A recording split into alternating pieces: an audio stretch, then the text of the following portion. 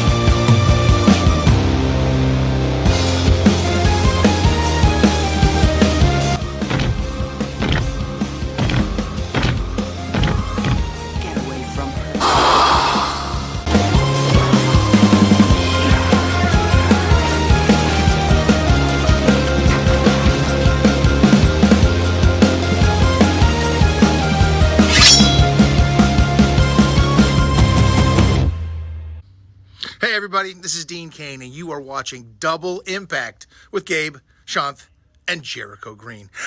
And so am I.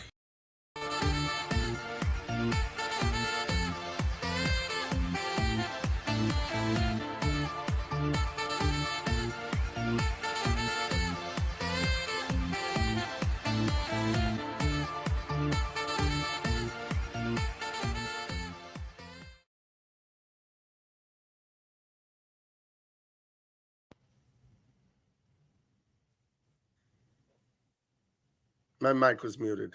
I muted it during the intro because I was doing something on the website. I come in with all this energy starting the show, and the mic is off. Oh, damn it. Hey, at least I've only been doing YouTube for like 6 years or something like that, So give me a break. I'm kind of new at it. Guys, Wednesday, December 20th. It is almost Christmas. It is a great night on Double Impact. I am here with the one and only, the great, the amazing Jericho Green. Where's Sean Dungetti? Where is he? I think he's having to take this one off. He's in what you call sick bay in the military. He's in sick bay. Well, I heard that is not the entire truth. I heard that Shanth had an unfortunate encounter with a really, really huge sale, Domino's Pizza. That's more likely. That's much more likely. That is where he is tonight. No, Shanth can't join us. He does have a sniffle, he said. Poor guy. He messaged me last night, said he would not be in. That is his first absence ever on this show, right? Yeah, that's the first time. Wow. Yeah. Because we missed the show about 3 or 4 times, but it's been me. It's been work schedule with me telling the fellas that I just couldn't do it that night. I was too busy. So Santa Claus, I like it already. Captain Haruno getting in early. Why is Gabe looking like John Belushi? I think it's because my hair's wacky. I don't know. My uncle really looked like John Belushi. My uncle Dave, he looked just like him, like a dead ringer for John Belushi. It was crazy. R.I.P. Yeah. Keep better, Shant. We love you, pal. Yeah, get better, Sean, please. Let's say a prayer for Sean. Someone was asking before the show, what is the poll question? Because they're on their phone and they couldn't see it. Ultimate 80s and 90s Christmas gift. A Game Boy, which came out in 88. G.I. Joe aircraft carrier. Lots of boys wanted that thing. Super Nintendo, released in 1991, I believe, or Transformer. Of those four, Jericho, what would a little Jericho Green, sitting on Santa's lap, smelling his rum-soaked beard at the mall in Northern California, what would you ask a half-drunk Santa on a Tuesday afternoon for these four, if you had to pick? Oh, definitely Transformers. Who's your guy? Do you like Autobots, Decepticons? Do you have a favorite Transformer? Oh, definitely Autobots. But strangely enough, my favorite Transformer was Starscream, but not him, not Starscream, the personality, but just the fact that he was a fighter jet. That shit was cool as hell, and the way he transformed was cool. But yeah, definitely going with the Autobots. I'm glad to hear that, friend. Yeah, man. It's the holidays, and I've just been going through it with my ex-wife. She took my trailer, Jericho. So you're just a truck, nothing to pull. I'm just a cab over the engine, no trailer. Damn. Well, you should have known. You know that bitch was crazy. Do you know what it's like dating in your 40s, Jericho? I have no idea, nor do I want to. As much as I think you'd be cool to hang out with, I don't want to be thrown back into the meat market at this point. I have all these single mother minivans telling me that they're under 100,000 miles. When I check the Carfax, none of that is true. Well, you got to check the oil, man. You got to get in there. Oh, check my dipstick has been busy, friend. Yeah. You got to check that oil, man. You got to get that oil into some kind of processor to really find out the mileage on those chicks. But hey, man, get out there, spread that fluid, that transmission fluid.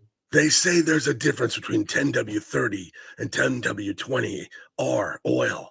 I can't tell. It all feels the same to my dipstick. That's right, man. It's all oil when the lights go out, right? Agreed. All right. Well, if you got an extra space at the table this Christmas, think of your favorite big rig. I don't got you, man. All right. I'll pull up. See you later. And let me just tell you something from the heart. If you're driving by me on the freeway, please tell your kids not to do the yank symbol. It's not the right time. I can't make that promise, man. I really can't. That brought me a lot of joy as a child, and I want to see that same joy on my child's face. So I'll try, man, but I'm not making any promises. We'll indeed agree to disagree. Yeah, but since you don't have a trailer, I got room in the garage, man. If you want to come by for a little, bite to eat or whatever you guys do for nourishment. Energon. We drink Energon. You got to bring your own Energon, but I got a spot for you is what I'm trying to say. All right. Okay, I got to go. Steven Seagal wanted me to pick him up. His El Camino broke down again. It's going to be a long ride, man. You can't trust those cars with Mexican names. I'll see you later. All right. Well, that was unexpected. It was. That's what we do here. We specialize in the unexpected. Right. I feel sorry for Optimus, man. I didn't know his old lady left him, and she took the fucking trailer. I don't feel bad for him. I think he'll bounce back, man. He has a lot he has a lot to do. Megatron's always doing some shit, and he got his homeboys to raise him up, to lift him up from the ashes, from his relationship, the ashes of his relationship. I don't want to be a gossipy Gus, but you didn't hear it from me. But what I heard about Optimus, the way it went down, he was hiding that little convertible Miata, the pink one he met, in the effing trailer. Oh, man. Yeah. In the trailer. Even less of a reason to feel for him. He should have been smarter than that, Optimus. Right. That wasn't very optimal, was it? Right. You know how he got caught too? She probably gave him something. He probably had something on some rust on his dipstick, man. Right. He had rust on the undercarriage, man. Get you every time. Right. Every time. And then, and she lives in the mountains, the little Miata. He came home. He had that de-icing salt, some of it on his tires. Yeah. Tried to tell his wife, I don't know. I don't know where the salt came from. Easy. Had some pine needles stuck in his mud flap. Right. Got to be smarter than that, man. And where are your homeboys? Where are the other Autobots to, give you a once over before you head back to the shop? Right. So part of that goes on them. It's just not the same since the guys broke up the gang, man. Bumblebee down in Mexico. Cup, I don't know. Is he still in prison? I don't know. Blur. Fuck, dude. It's sad. Sad to see what became of these guys. It's a shame. But you know what? The Decepticons did have some cool members, like Soundwave, right? Tape deck and stuff. That shit was cool, man. The Destructicons. Oh, I love the Destructicons. Right. I don't know, man. I'm split because I'll take either set. The Dinobots or the Destructicons. Yeah, Snakeheap. He was just like a complete retard. I like Starscream too, and I love that voice. That's a super hard voice to do. It like really strains you. Like the whole thing is screeching like Starscream. It was the same as Cobra Commander. I wonder if it was the same actor because the same studio. Could have been. The studios are probably down the fucking hall from each other. Yeah, they're both Hasbro, right? I believe so. Yeah, I believe that was all Hasbro stuff. Yeah. Yeah, me Grimlock. You know what I mean? But those are fucking cool, man. Original Sideswipe was badass. Lamborghini Countach, freaking Lamborghini Countach. That was the exotic car of the 80s. Most boys had a poster of that on the wall of their bedroom, right? A Lamborghini, a lot did. I have 3. Well, I guess it would be 2 words and a number. Can't drive 55. That was the poster. That was the hot blonde with the uniform unbuttoned, CHP, the Countach, the black and white Countach with the rollers on top. Can't drive 55. Right. You had something, a Countach of, and remember the one, it was a famous poster and it had like the 4-car garage and it was a Porsche in one, a Lamborghini in the other stall, a Ferrari in the other stall. Right. And it was like a beach, like a super nice house on the beach, sunset. I don't know if I think that was a real picture. I don't think it was a drawing, but that was another one of those, iconic posters. But the Countach, that's the car. That and the Ferrari that Maggie PI had. That was the Ferrari Testarossa, right? Yeah, there it is. This is the Lamborghini Countach. Yeah, pretty badass. With or without the spoiler. I remember my friend Chris, whose last name I won't say, Bernosky. He had this poster in his room, the Lamborghini Countach. Went over in middle school, but he had that poster. They were a little well-to-do. They lived in like an upper middle class area, but he had another poster on his bedroom wall. Yeah. From Makita. I think it was like a Makita tool. They make drills and saws and all that. I'm almost certain it was the Makita tool poster of a girl like, in denim booty shorts and gloves. And her shirt was open and her jugs were just sticking out. Yeah. And I'm like, your mom lets you have this? I couldn't believe it. I couldn't believe what I was seeing. Mom of the year. It was real. It was all. He was the one. I'll be as respectful as possible. His mother was very beautiful. And all of us in middle school and high school let him know constantly that his mother was a very beautiful woman. Yeah, we had a friend. And he constantly hated us for reminding him. So yeah, it was. We had a friend like that. His mom was hot as hell, and every time she would, bring him something to school or something like that, it was like, damn. First, it was always the same. Somebody like, damn, who the hell is that? She's fine. And Bobby's like, oh, it's my mom, which is the worst thing to say. So then we'd start giving him shit. I never really did because he was a good friend of mine. We grew up spending the night at each other's house and shit, but I didn't. But everybody else would just fucking talk so much shit to him because his mom was fine. He was one of my best friends from like 7th grade to like 9th, 10th grade. And I would spend the night at his house and all that, but I would still tease him about it. We would all tease him. But we were good enough friends where he'd just tell me to F off and we'd laugh about it. But yeah. Miss Bernosky was a good looking dame. Good looking lady. That's a tough cross to bear for a young man having a smoking hot mom. Yeah, I don't have any sisters. It's all boys in my family. My cousins, like pretty much everyone's a boy. So I've never known what it was like to have a sister, but I wondered if you had a sister that was just a knockout. would you just like, hey, like tell your friends like quit talking to her, leave her alone? Of Like, I wonder what it would course, be like. fuck off. You would have. I'm sure you'd have multiple instances where your friend would be like, "So I'm not good enough for your sister." No, you're not. You piece of shit. It's No, like I where's know my you, sister? bro. Like I know exactly who you are. No, you you're not fucking good enough. scumbag. No way. Look at Captain man. Haruno. It was like Oh, his sixth grade Spanish teacher. She had 2 huge personalities. Yeah, she had 2 personalities. Oh, that's funny as hell. I remember in Yep. middle school there was a biology teacher, Miss Ripsco, and she was like, I'm surprised. I don't know. She was good looking, and I think she knew it. And a lot of the middle school boys also knew it. So We I'll didn't leave have it at any. that. We didn't have any hot teachers in my junior high. We had Miss Sweeney.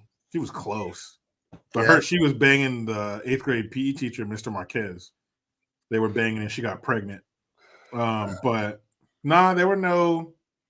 Not in junior high. In high school, there was, but not in junior high. Junior high was a dry spell. I won't name the names this time for real reasons because they were married, but there was a history teacher guy and a math teacher lady at my high school, both married, fooled around, and had a kid.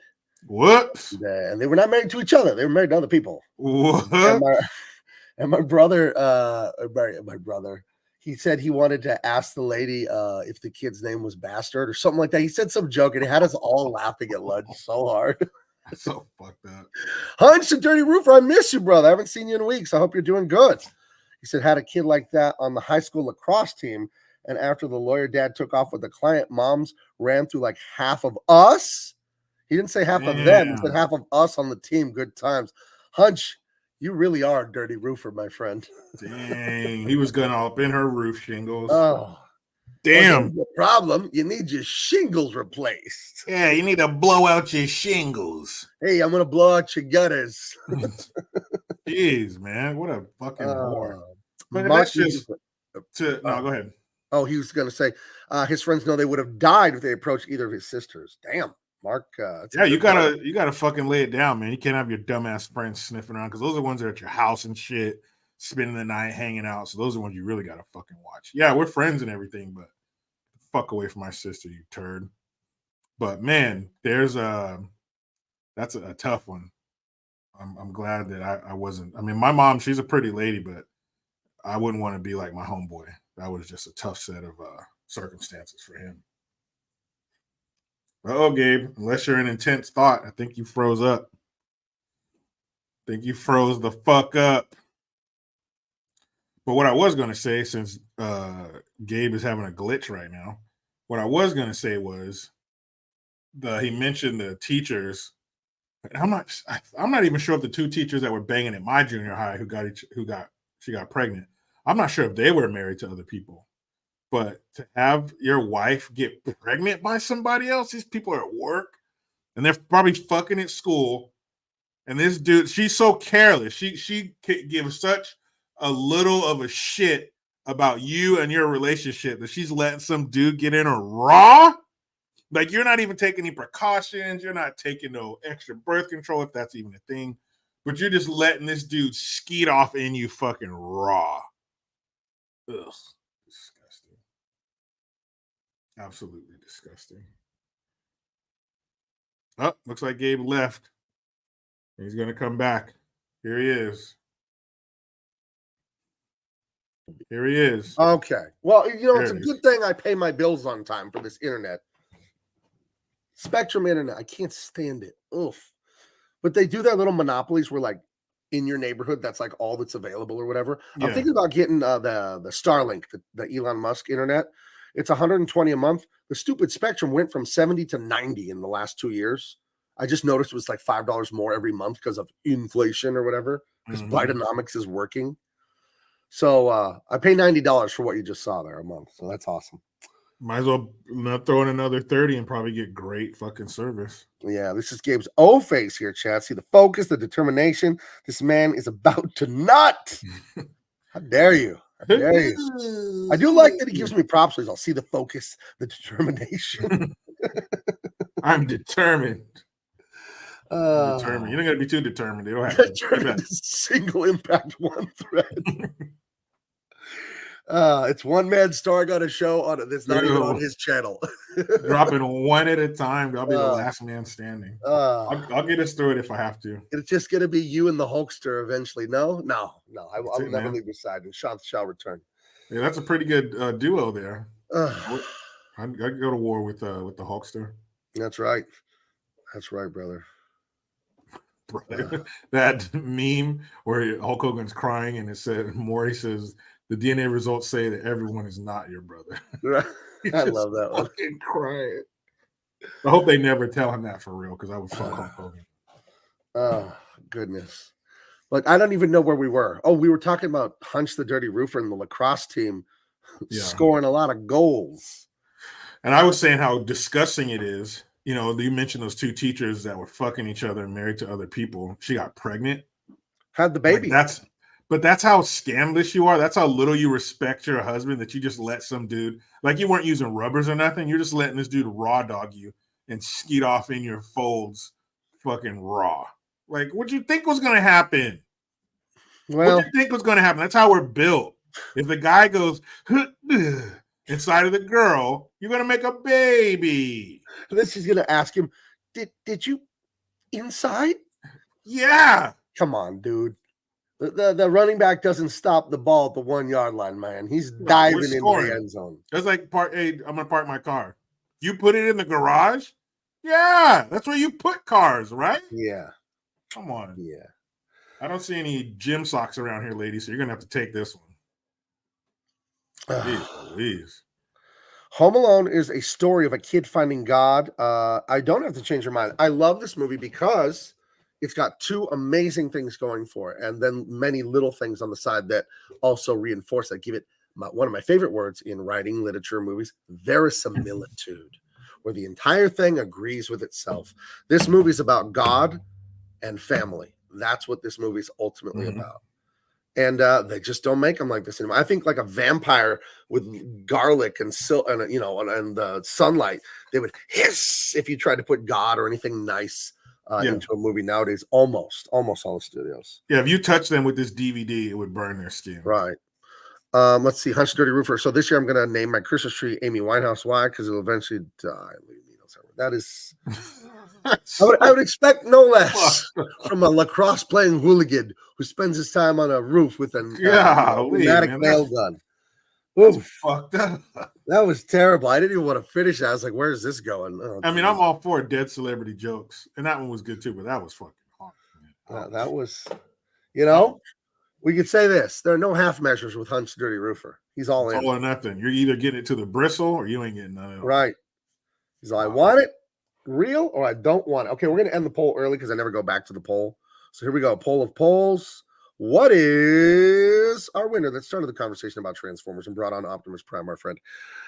The ultimate 80s, 90s Christmas gift. Game Boy, G.I. Joe aircraft carrier, Super Nintendo, Transformers. Super Nintendo wins. Okay. Were you a Sega guy or a Nintendo guy? Because I was a Nintendo guy. Really? I was a Sega. No, I was a Nintendo guy, but when I go to my buddy's house, my best friend, he had a Sega. And I remember every time we turned on, he go, Sega. It would fucking sing to you. That was a shit, man. Sega was kudos to Sega because they joined the game late and they were going up against Nintendo. Nintendo, yes, you had Atari and shit like that, but Nintendo was it. Nintendo was top of the heap, the best games, the best graphics, all that shit. And Sega was their main competition. I like Sega. Sonic the Hedgehog, that's probably their flagship video game. But yeah, Sega was cool. Sega had Shinobi, had a bunch of cool ass games on it. Yeah, when you say Shinobi, you bring me to one of my golden memories of like being a 5th or 6th grader. There was a 7-Eleven by my house, and they had a Shinobi cabinet there. The 7-Eleven had like 2 games in the corner. And there was something wrong with the Shinobi. And if you pulled on the control, you could open the cabinet and then just get free men, like push the little button or whatever, you get free lives. And we found this out. So we were doing that for a while. But youngins, man, some millennials, the older ones know what I'm talking about, but millennial and generation, I don't know, Y and Z and Alpha, all these youngins, they don't know the pure, unadulterated joy of the video game arcade. That, like, you couldn't even believe it was real when you were a kid. It was too amazing in arcade. And that I remember being in the arcade and not knowing where to start first. And then you start on a game and you're so excited you just want to just play them all. Like if you could play them all at the same time, you would. It was just fucking crazy. There's a place in Marysville, about 10 minutes from where I live, and they have an old school arcade like that. All the old games and shit. Right. They're only open on Sunday. And you go in there and play all the games. And they do a great job of recapturing it. They have a lot of memorabilia and shit like that, and old movie posters, 80s movies posters and stuff. They do as good a job as you can to recapture that.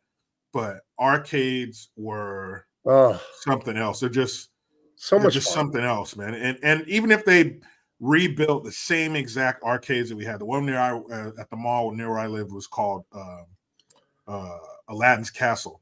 Ooh. And even if they rebuilt them, same exact floor plan, same exact video games in the same spot, it's just different, man. Right. It's just different. And you can't, and those of us who grew up, yeah, it's nostalgic and stuff like that, but it's just not the same as when you were a kid and you go straight to that coin machine and fill your pockets with quarters, and then 4 at a time you sit them up on the machine and you're just playing. And some kid you didn't even know, some stranger come up next to you, play. You might make friends or some shit. You might learn something. You might kick your ass.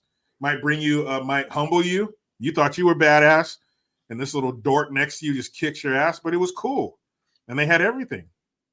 Were you good at Street Fighter 2? Because of all the video games that have come out in the arcade, that was the biggest one of all time. Street Fighter 2 was the hit of all hits, and it was competitive, man. And I wasn't bad at it, but I wasn't good at it in the arcade. I was fine. I could throw a fireball. I could do the dragon uppercut and all that. But some of these guys, I hate how good they are. Like, because like you can't even play them. They're like too good, so you can't even play them like a lot of people. Yeah, they just kick your ass on like one move, or they like keep you up in the air, just kicking and hitting you and shit. Or they got that one where they slide across the screen and just hit you with the super uppercut, takes all your fucking energy. Right. But I mean, that was the arcade. That was like the arcade version of the playground. There was a hierarchy, right? And yeah, you go against some kid, man. That kid would fuck you up. You're like, man, I thought I was pretty good, but I wasn't great at Street Fighter. I was okay, probably. Who's your guy? Who did you like? Who's your favorite guy? Oh, Ryu. Okay, that was my man right there, Ryu. I thought Dawson was cheating because he'd had that move where his arms get super long. Yeah, he jumps up in the corner. Fuck that. Ryu was the shit, man. I like Ryu. Guile was cool. I'm not sure how they got. Hey, shout out to Jean-Claude Van Damme. Shout out to Todd Cinefonte. But I'm not sure how you got Jean-Claude Van Damme to play Guile when Guile was an all-American U.S. Air Force, American tattoo on the arm, blonde-haired character. Oh, sounds like we're going to review that movie soon. we have to, man. It's terrible. But my first Clyde, my first favorite character was Blanca, but I settled on Ken. I like Ken the best. So Ken and Ryu were the shit. But my game later on, like in my teens, was Tekken. Tekken 2, Tekken 3. Ooh. Oh man. I just saw a trailer for Tekken 8. It's coming out any day now or something like that. So probably so many new characters, I don't even know. But yeah, Tekken 2 and 3, that was my shit there. Oh, Hunch, you missed it. What happened to the monetization? Want to give memberships? They took my monetization away until like the first week of February because I reposted some Instagram reels and I didn't think about it. It's an honest mistake. Like that's not my content, but I thought it was funny, so I was posting it for you guys to laugh at. Like you retweet, you re-Facebook, you re-Instagram. So I just re-YouTubed like 3 videos, and they're like, "You can't YouTube, dude. You can't do that." And I was like, "Oh God, you're right. You can't do that." It was an honest mistake. I appealed it, but they said, "Nah, you can reapply in February." So whatever. So. But thank you. The sentiment is very nicely that you wanted to gift memberships, but all that should return in February. So we're dealing with it. I made a, I told Jericho, it was good to learn that lesson now with 9,000 subs instead of learning it with like 100,000 subs and you're making like serious dough on here or something like that. So yeah. So let's see. I know the Street Fighter movie was bad, but loved Raul Julia. Yeah, that was his last movie. And he was, I think, dying when they filmed that. I think he was really sick. He was fucked up. Yeah. But he did great. He did great as Bison. Yeah, man, he was. We got to do that movie. Great in that role. He was great, man. Really insane. Just that bombastic, over the top, ridiculous, fucking delusional dictator. I remember the scene with him and Chung Li. She said, "You invaded my village. and you shot my father, a hero. She's like, that yeah, I had did. 1,000 paces. And he goes, really? He's all, well, what was, the most important day of your life that changed you forever? To me, was a Tuesday. Mm. Dude, it's so fucking good. Raul Julia was the best part of that movie. Everybody else was, that slurry at the bottom of a dumpster after the garbage truck picks it up and sits it back down. Like if you soaked sandwich bread in that slurry and ate it, that's what everybody else was in that movie. Blanca looked like Party City, like makeup. They only showed him for a second. What's his name? E. Honda wasn't Japanese. He was a Hawaiian guy. Terrible. Jean-Claude Van Damme, Mr. America. Jean-Claude Van Damme is a Belgian French guy. Like, what do we? I get it. He's a big star, but a thick accent, very thick French accent. I will get you by sin. And were they afraid? Well, I don't know, because the two biggest stars, of course, were Van Damme and Raul Julia. Were they afraid of having other people fill out the movie, like the other characters? Were they afraid of having unknown people? Because why couldn't you get a bunch of big old buff dudes? Because that's what they were. Balrog, he was like a normal size. He's in like that guy's in like Tyler Perry movies. He's not even that big. Like he's supposed. I know it's a video game and no one's that big, but get me some big buff dudes. Right. Give me a sumo wrestler. You guys didn't even get the fucking continent right. You brought me a Hawaiian, and E. Honda is clearly a Japanese sumo wrestler. It was, like I said, Raul Julia, R.I.P., was the only bright spot in that movie. Zangief was the only character they got close to. And he was. Do you remember that movie, The Program, that was about? It was about college football or something. Yeah, it came out like in '94. He was Latimer, that insane defensive lineman on steroids. Yeah. He was also Zangief. That's right. Yeah, but he's the only guy that they came close to getting right. But if they did it now, it'd be all fucking CGI. So we missed it. We missed the window. Well, and then it'd be all woke and like, diversity. And Street Fighter's already completely diverse. That's kind of the point. It's a worldwide tournament. But they'd find a way to make the diversity bad and lecturing left wings instead of being cool and unique how it was in the game. They'd find a way. I don't know how. There'd be a couple gay characters for sure. Not even how that plays into fighting, but okay. They would put that in there. Oh, a movie I was watching last night was Leave the World Behind. Ugh. They should have left that movie behind. That shit was dumb. But I'll be doing a review on it because a bunch of people asked me to. Diesel is casting the movie with our guys here. I would play Zangief, the big Russian powerhouse. That makes sense. I'm a big guy, strong guy. In Double Impact, I crush you. And then he said, Shant is Dawson. Who would Jericho be? I'd have to be Balrog. He's the only black dude. Oh, I was going to go with Chun-Li. You've got nice legs like her. I don't kick that fast anymore. I remember like being in 7th or 8th grade. We were playing it on the Super Nintendo at my buddy's house. Filipino guy you met at Comic-Con. And we were playing it and like paused it to do something. And we came back. We noticed when Chun-Li had flipped over, her dress had flapped up and you could see her butt cheeks. And we were like, whoa. Yeah. I'll be pausing this later after you guys go home. Mom, what? I'll be there in a second. No, Jericho's gonna be Guile because you're military. There you go. How can you say Sonic Boom? Can you say that? Sonic Boom. There you go. Sonic. Yeah.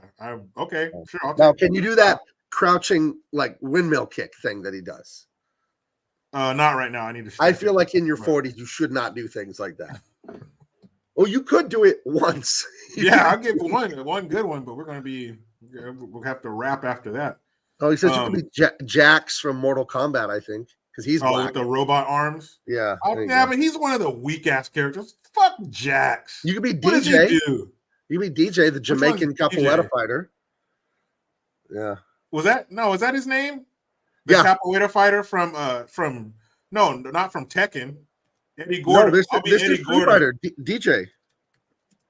Oh, really? That. What style was DJ? I don't remember DJ. He's capoeira, I believe. Wasn't he like dancing? Why did they have to give the black dude the name DJ? Ugh. Because he's a DJ. Wicked. I don't remember DJ. I didn't know there was a capoeira dude in Street Fighter. You don't remember him? That's like, is that like one of the Street Fighter Super Fighters? Yeah, this is like Street Fighter 3 or Street Fighter Alpha. Yeah, not the OG, not Street Fighter 2. Yeah. Street Fighter 2 is the one. I don't think This there is was a, DJ here. I remember him, but Yeah. no, he don't count. I'm You want to talking know a about Street little Fighter funny 2. thing about computer programming and the image assets here? See how it says maximum down his leg? Do you know why they wrote that word on his leg?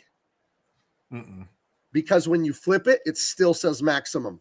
And that way you could save memory on the game by using the exact same sprite and just flipping it when he's on the left or the right. That's why that word cool. has each letter is a mirror from left to right. Smart. Is that your useless fact that you were just dying to know? I was like, why maximum? Like, man, I hope Gabe tells me why it says maximum on his pant leg. You have to remember, I make a lot of digital art for a living, so I find shit like that fascinating. Yeah, that's cool. But to the layman, never would have known that. So that's cool. That's how I pick up women. I just go and say, "Hey, do you want to know how they save memory in Street Fighter 3?" And I call that move the panty dropper. Give this sweet lady another refill, whatever she's drinking. Hey, did you know that the refill that they put maximum on DJ's legs? She's like, oh, hold on, let me take my underwear off. Keep talking. I like to put the maximum on your leg. That's awesome. Yeah, put your maximum, squirt your maximum in the back of my leg. If you looked at my YouTube history, you guys would think I was a nerd. I watched stuff about retro computers and like so much stuff about graphics and programming. Shit, I don't even know. Dude, people rebuilding Commodore 64s and all that. Fascinated by this stuff. Now, I did work at Hewlett Packard for 3 years as like a manager on an assembly line. So I did learn a lot about electronics and stuff and all that, working at Hewlett Packard with engineers. So I've always been kind of fascinated with computers. Never really worked on them, but have been fascinated by them. So it's my secret little thing that I'm nerdy about computer stuff like that. I watch people shoot wild boars. That's one of the videos I watch. Those are hella fun. The night vision. Oh, that shit's fun. Coyotes and shit. I saw some dudes in Texas in a helicopter just shooting wild. These dudes ride in these fucking ATVs with miniguns, full blown fucking. This stuff will make a man out of you. From Predator, General Electric minigun on hogs, and 50 caliber machine guns, like like full size 50 caliber rounds. That shit is fucking crazy. I'd never seen a 50 caliber round in real life until I went to the John Wayne Airport up in LA for Father's Day. My family took me up there to look at all there was a B-17 bomber and a bunch of vehicles, and they had one of those big Hitler top convertible SUVs that he would do parade stuff in. This huge truck SUV-ish thing from the 30s. And that they had a Nazi one that they had brought here to America. But I remember they were showing the belt clips from some of these Flying Fortress, aircraft.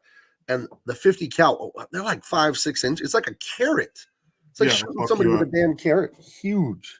Yeah, there's nothing man-made that can stop a 50. We pretty much, with the right rounds, all kinds of different ammunition. With the right rounds, it'll cut through anything.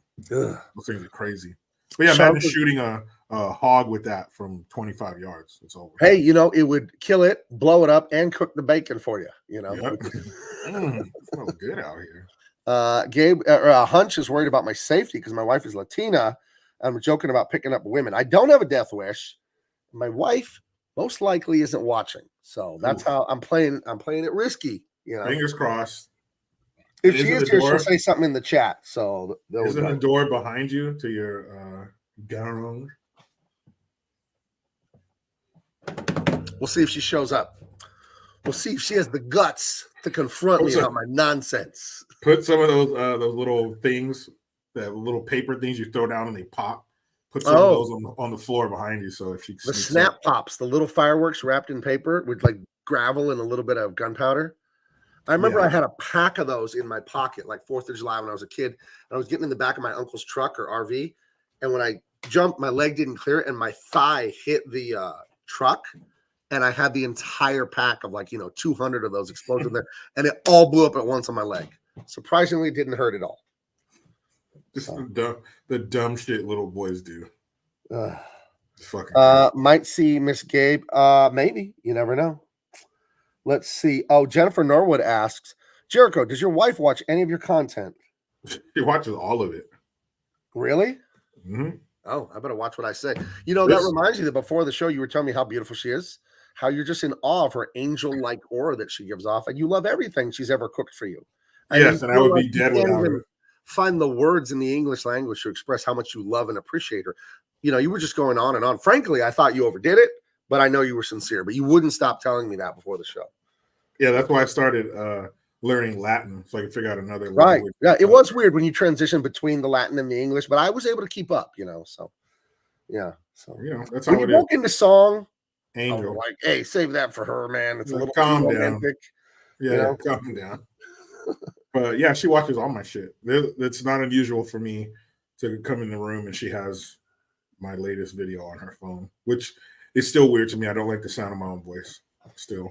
And I've done thousands of videos, hundreds of hours on the radio station, and don't like it. Let's see. Diesel says there's an awesome military museum at March Air Base in something Valley. Yeah, I've driven. I think it's the one you see driving to Vegas, right, Diesel? If you're driving from Southern California to Vegas on the 15 or the 215, I think you're trying to say Moreno Valley there, right? I've seen Moreno. yeah, Moreno. Yeah. Let's see. Anything else? Should we get going? Should we get rolling? Probably should. Okay. Yeah. Probably should get started. Eventually. Okay, so here we go. Jericho, do you want to introduce what we're doing tonight here? We're taking a break from Arnold Vember because this is our last show before Christmas. And we thought we'd do one of the classic Christmas movies, Home Alone. Yeah. When did you see this? Oh man, whenever it came out on video. And I remember the promos, all the you know, whatever song that is. Right.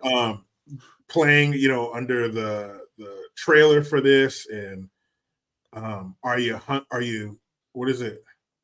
Are you thirsty for more? You know, he had the BB gun strapped across his back and all that shit. They're showing all these, you know, greatest hits from the shit he's doing to the bad guys. This movie, this goes in the time capsule with It's a Wonderful Life, Miracle on 34th Street, right. Home Alone, Christmas Story. This movie is awesome. And if you go back one picture to the very, very beginning where it says Home Alone, this isn't just a title card, okay? This was by Touchstone Pictures. Touchstone Pictures was an institution in the 80s and 90s. When that little gold thing came across the bottom and went to the corner, and it says Touchstone Pictures presents, it was probably going to be, Touchstone was usually like this or Steel Magnolias or something. It wasn't like Touchstone Pictures presents, you know, some shoot 'em up action movie. It was usually like lighthearted stuff. I could be totally wrong, but from my memory, it was like, you know, Twins or something like that. Or what's that Mel Gibson movie with Goldie Hawn? You know, it was never any hardcore shit. But right. All your classics, man, were Touchstone Pictures, and the Home Alone came together and kind of like bumped into each other. That's why the E's askew and all this shit. It was just everything about the 90s. I think this was 1990. So this is like crossing over from the 80s. The 90s has its own fashion, its own style. New cars are coming out. Turn of the next decade. The clothes in this movie, the khaki pants, the boots, the maroons, the dark greens, the dark reds and shit. This movie fucking nailed everything. This movie was everything. This is one of the greatest Christmas movies ever made. I didn't need to watch it for the show because I just watched it a week ago with my son. Part 1 and 2 doesn't matter. They're both great. This fucking movie was awesome. It is. It's amazing. It was a phenomenon when it came out. Right here, None the Miser has it. Home Alone budget, $18 million. Home Alone box office, $476 million. And guys, this is back a movie ticket in whatever year this was. This 90, 91? It was something like that. A movie ticket back then was a few bucks. So imagine what it would have made in, you know, today's dollars, whatever adjusted, it would be insane. It was absolutely. I remember seeing commercials on TV, like some kid at the mall just came out of the movie. They would do commercials like that for movies. Like, what did you think? He's like, I've seen this movie 6 times or whatever. I love this movie. Like kid freaking out, and it's a great one. Amazing, man. It's 1990. This is the introduction to Macaulay Culkin. This is the fucking cutest kid America has ever seen. An adorable fucking kid. This house, fucking A. Can we talk about the house? Come on, look at the. What in the world is this house? The dad's a billionaire? This monstrosity of a house. It's a corner lot, people. It's a fucking corner lot. That house has got to be 4,000 or 5,000 square feet. Got to be 5-6 bedrooms. That 4 or 5 bathrooms, maybe. It's a mansion, but it's not because it's like in a neighborhood. But this fucking movie's great from beginning to end. Right. So it's about to be Christmas. It's a crazy, Yeah. lively family. This is the McAllister residence. That is the family of Kevin, our main character, the little boy. And everyone is here, all kinds of cousins and aunts and uncles. They're all running around going crazy. Yeah. Because in the morning, they are getting up early and jumping on a flight and going to Paris. Paris, France. They're going to Paris for Christmas. Imagine how much that costs to take a fucking family of Right. what, 12 people or something? Because you hear the uncle mention, oh, thanks for paying for this and stuff. He's paying for everybody. Kevin McAllister's dad is paying for his family and all these other family members. It's got to be 10 or 12 people, at least 12 people, to fly to Paris, France for Christmas. Crazy. But if you got a house like that, fuck, this is a drop in the bucket. But look at the decor. Look at the pictures on the wall and the wallpaper and that rug down there. This is pain from the 1990 threw up in this movie in the greatest way possible. So that's Joe Pesci.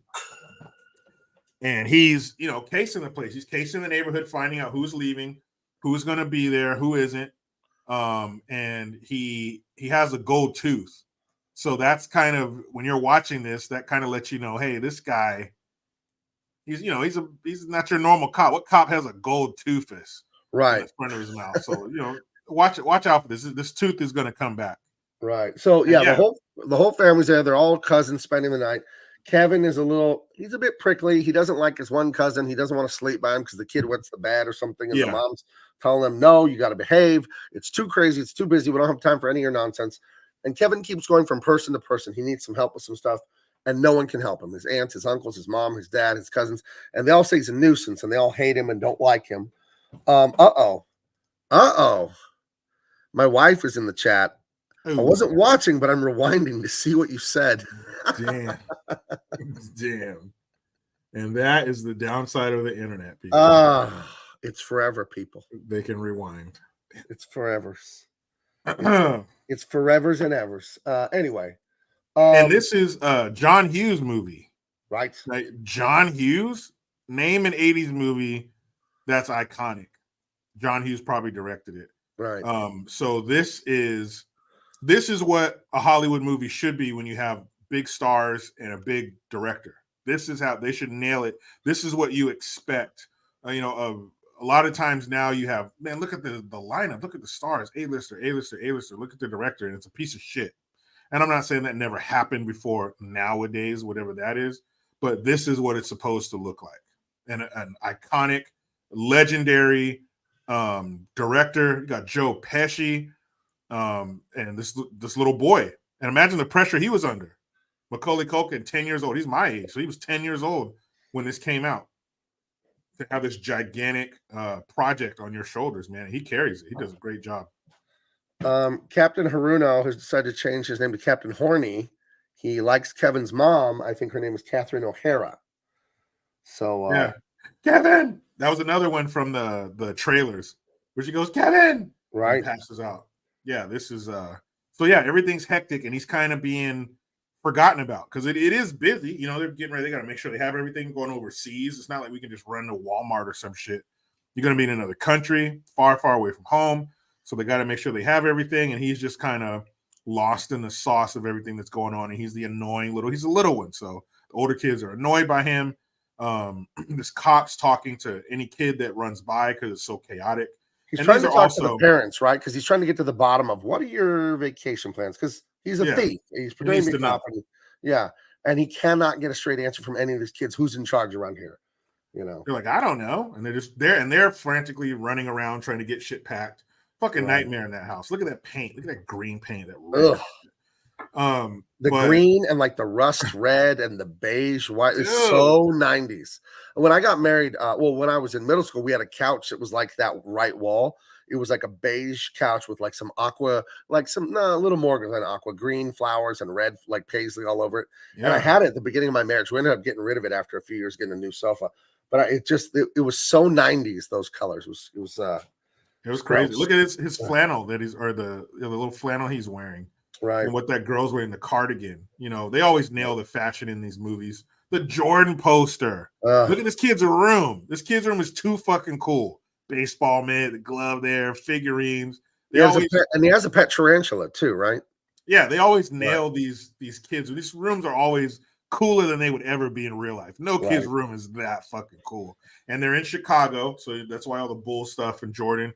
Plus, Jordan was fucking huge at the time.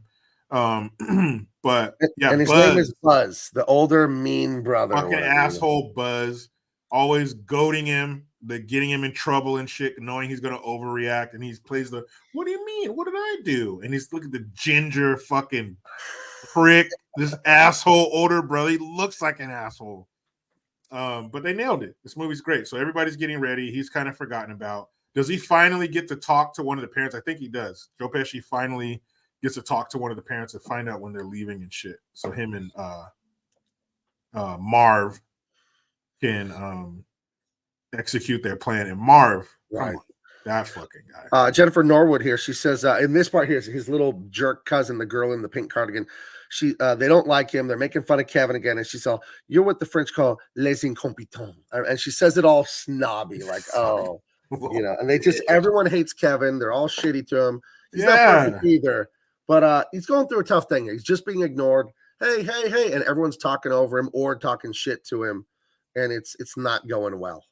Yeah, man. And then we get a little setup here with Buzz and this dorky cousin with the glasses. They tell him about the old man who's shoveling outside. And the legend is he killed his wife and family and all this, and he buried them there in the backyard or something like that. When you're a little kid, you know how creepy this stuff is, because you believe it when you're little. Were there any rumors like that when you were a little guy, Jericho? Any scary like urban legends in your neighborhood? Yeah, there was this place called Old Stage Road. Right, even sounds like a fucking place like that, but it was called Old Stage Road. And if you go up there at night and you flash your headlights, some car will drive towards you, or some guy killed somebody at this. It was Old Stage Road was like the scary fucking spot. Growing up, around where I lived and shit. So yeah, we definitely had that kind of, urban legend bullshit. And now as an adult, you drive up there, man, shit up here. What the fuck are you talking about? But at the time, yeah, you were shook. And the kids who went up there, dude, we went up to Old Stage Road this weekend. Oh shit, did you see anything? Like, so yeah, it was pretty legit. Yeah, I remember when I was in high school, there was like in northern San Diego, there was an area between where I lived and the ocean. It was only like 3-4 miles, but in between the two, there was wilderness and then the ocean. And it was like unpaved dirt roads and hills and bushes. And there was a rumor that there was like an insane asylum out there called like Quest Haven or some weird made up name. And if you drove out there, there were crazy murderers that had broken free, wandering around and stuff. Yeah, I remember driving with my brother and I think my wife, who was my girlfriend at the time, and some other people, and we drove them out there on purpose. They're like screaming, and then we turned around. But because nowadays obvious bullshit. So nowadays that's called San Francisco. But yeah, we all have those scary places with these fucking stories about them and stuff. I mean, think about it. Would there actually be a place where killers are just roaming around free in the fucking forever? They just don't need water or food or clothes or anything. They just wander around with a hatchet for years on end. Kill. They live for the kill, man. Yeah, that shit's funny. But as a kid, it's scary as fucking. You believe it. Especially look at him. He looks like a creepy old man. He's probably to himself, an introvert. Doesn't talk to anybody. So yeah, they're totally believable. Right. So now they're all afraid of this guy. And the pizza boy shows up. And there's a joke. I didn't get it, but he hits this little statue they have in the front yard with his little pizza delivery car. And yeah. And when he comes back later, he does it again. So it's just kind of a callback there. But yeah, he shows up. It's a million pizzas. Joe Pesci's still there. Who in the hell is in charge of this house so they can tell me how long this family's going to be gone so I can rob this damn house when they're gone? So I can rob the shit out of you. So the dad goes down and pays Joe Pesci and talks to him, right? The dad or the mom, one of them pays him. And they end up... the dad does. Yeah, one of them pays him and he gets a little bit of the info that he wanted. I believe that's coming up. But here's where we get like the showstopper for Kevin. What happens? They sit down to have pizza. It's still the same thing. Everyone hates Kevin. They're all talking over him, this, that, and the other. He's complaining. He hates olive pizza. He wants cheese pizza, but they didn't have any cheese or something like that. And something happens where he makes a big mess. He spills like some soda. And we say this to this day as like an inside joke in our family. Everyone's mad, and this uncle there in the fucking sweater vest, the baldy there, he turns and goes, "Look what you did, you little jerk." He's so mean. And Like, everybody like a just 9-year-old turns. boy. Why are you doing this? And everybody just turns in disgust at looking at Kevin just because he spilled something. Like, that's Right. totally funny. Like, what parent would say that? If my What my if your brother brother did that to your son, like uncle, your brother did it? Like, you'd be like, "Hey, man." like, what the Right? fuck is wrong with you? Don't say that, Yeah. dick. Oh yeah, I definitely have something to say, especially in my fucking house. No way, man. You're uncle asshole. You find your own way to France, you prick. But yeah, it's Look totally what you fucked did, up. you little jerk. Fuck you, dude. Yeah, man, total asshole. Look at the looks on their face. Like mom paid him, Oh. but like he's the worst thing ever. Like he knocked over all the pizzas on the floor or something. Like, Look at the man, disgust on everyone in that photo's face. Even the little mama's boy who's way too big to be being held by that chunky and lady. his mom, the original Karen. You guys think you made up Karens? No. They've been around forever. You just had This guy's a wearing. name for him. You're too old to be having mama hold you like that. Dude, What's he's still going on? breastfeeding. Oh, That come kid's on. still breastfeeding. Was Like he 5? 7, this guy. 7 or 8. He's Oh, too yeah. big. He's still getting that titty. Ugh. My mom worked with a lady who breastfed her son till he was 4. Like, he's going to school? Is he huge though? Is he jacked, giant kid? No. Hell no. That was some strange shit there. Arnold, I had heard that you were breastfed for a long time, and that's how you got so big. Is there any truth to the rumors you were breastfed till you were 8 years old? Yeah, I was breastfed until I was like 8 years old, but it wasn't by a lady. It wasn't by my mother. You know, I'm sucking on her nipples. They would be like 4 inches long by now if I kept sucking on the nipples like that there. I was actually nursing on the farm animals, the goats one day. I go nurse on the cow one day. You know, we had a dog with the puppies in there. I'd put my face in there and get a nipple and just drink milk from the breast until I was 8 years old. Yeah. Is there a difference between the different animals' milk, or do they all kind of taste the same, or did you have a favorite? I had the favorite there. I like the goat milk there. It had a different taste to it, a little barnyard flavor to it, if you will, there. What was your least favorite milk to drink? One time I couldn't find anybody. I'm looking here. There's no titties over there. There's no titties over here. And there was a bull out there, like one bull, and it was like, protein's protein. Oh, well, that was first and last time that happened, I suppose. Definitely my least favorite milk there. Okay. All right. Well, I could have went all day without learning that. But thank you, Arnold. Thank you for the nutrition tips for those of you that are this is what you wanted from me. Athletically inclined. Arnold Schwarzenegger, everyone. Goodness. Don't do it, man. If it has horns, don't suck it. Right. To live by. Right. It's not don't do it. It's not going to work out for you. So anyways, I guess they were eating the pizza before they paid for it, which is not very good. So mom comes down, pays the pizza boy, and here we get that look. He talks to the mom and stuff, and I think she gives him the scoop, you know, or the mom or the dad. One of them just spills the beans to this officer. Hey, officer, watch our house while we're gone. Blah, blah, blah. Don't worry about it. I'll watch your house for you. I'll make sure everything's safe around here. Yeah, around here. And then he gives that smile, and you get a little ding off that gold tooth of his. Yep. And that'll come in handy later. It will. So, yeah, the gleam off that gold tooth.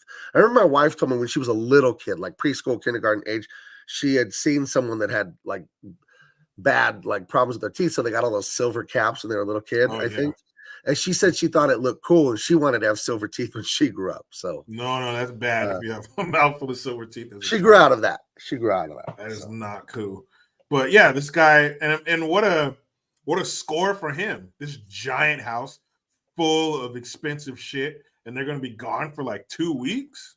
Oh, man, you and Marv get to take your time. You could just hit this one house. Right. And be good for whatever, for the holiday season, I guess. Right. So, let's see. Thank you, Rumafe. That Joe Pesci impression was, I've never, ever tried it before. And as I just did that line right there, I said, it's not working like last time. I don't even know how I did it, but I was like, it does kind of sound like him. I've never even tried a Joe Pesci before. Maybe I'll try. Maybe I'll try it again later. This is not right. This one, it's not right. The other one was right for some reason. So I don't know. You got to just try it out. Let's see.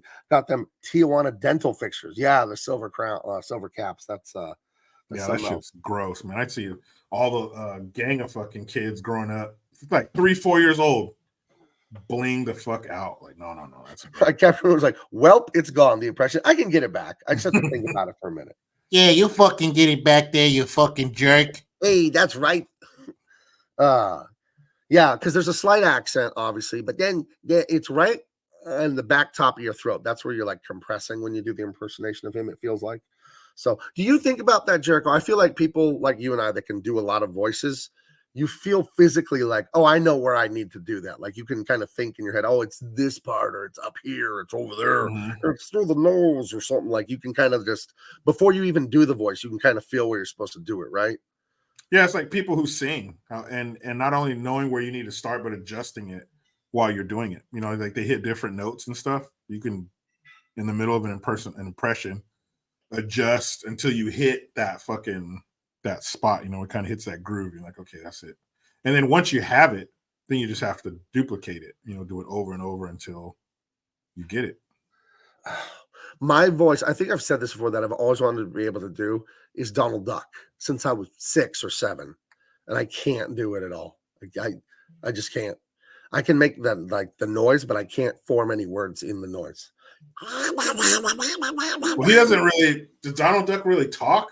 Oh, full sentences. Yeah. Yeah, he does. You know, he does. But most of them, he's just fucking mad, which I love about Daffy.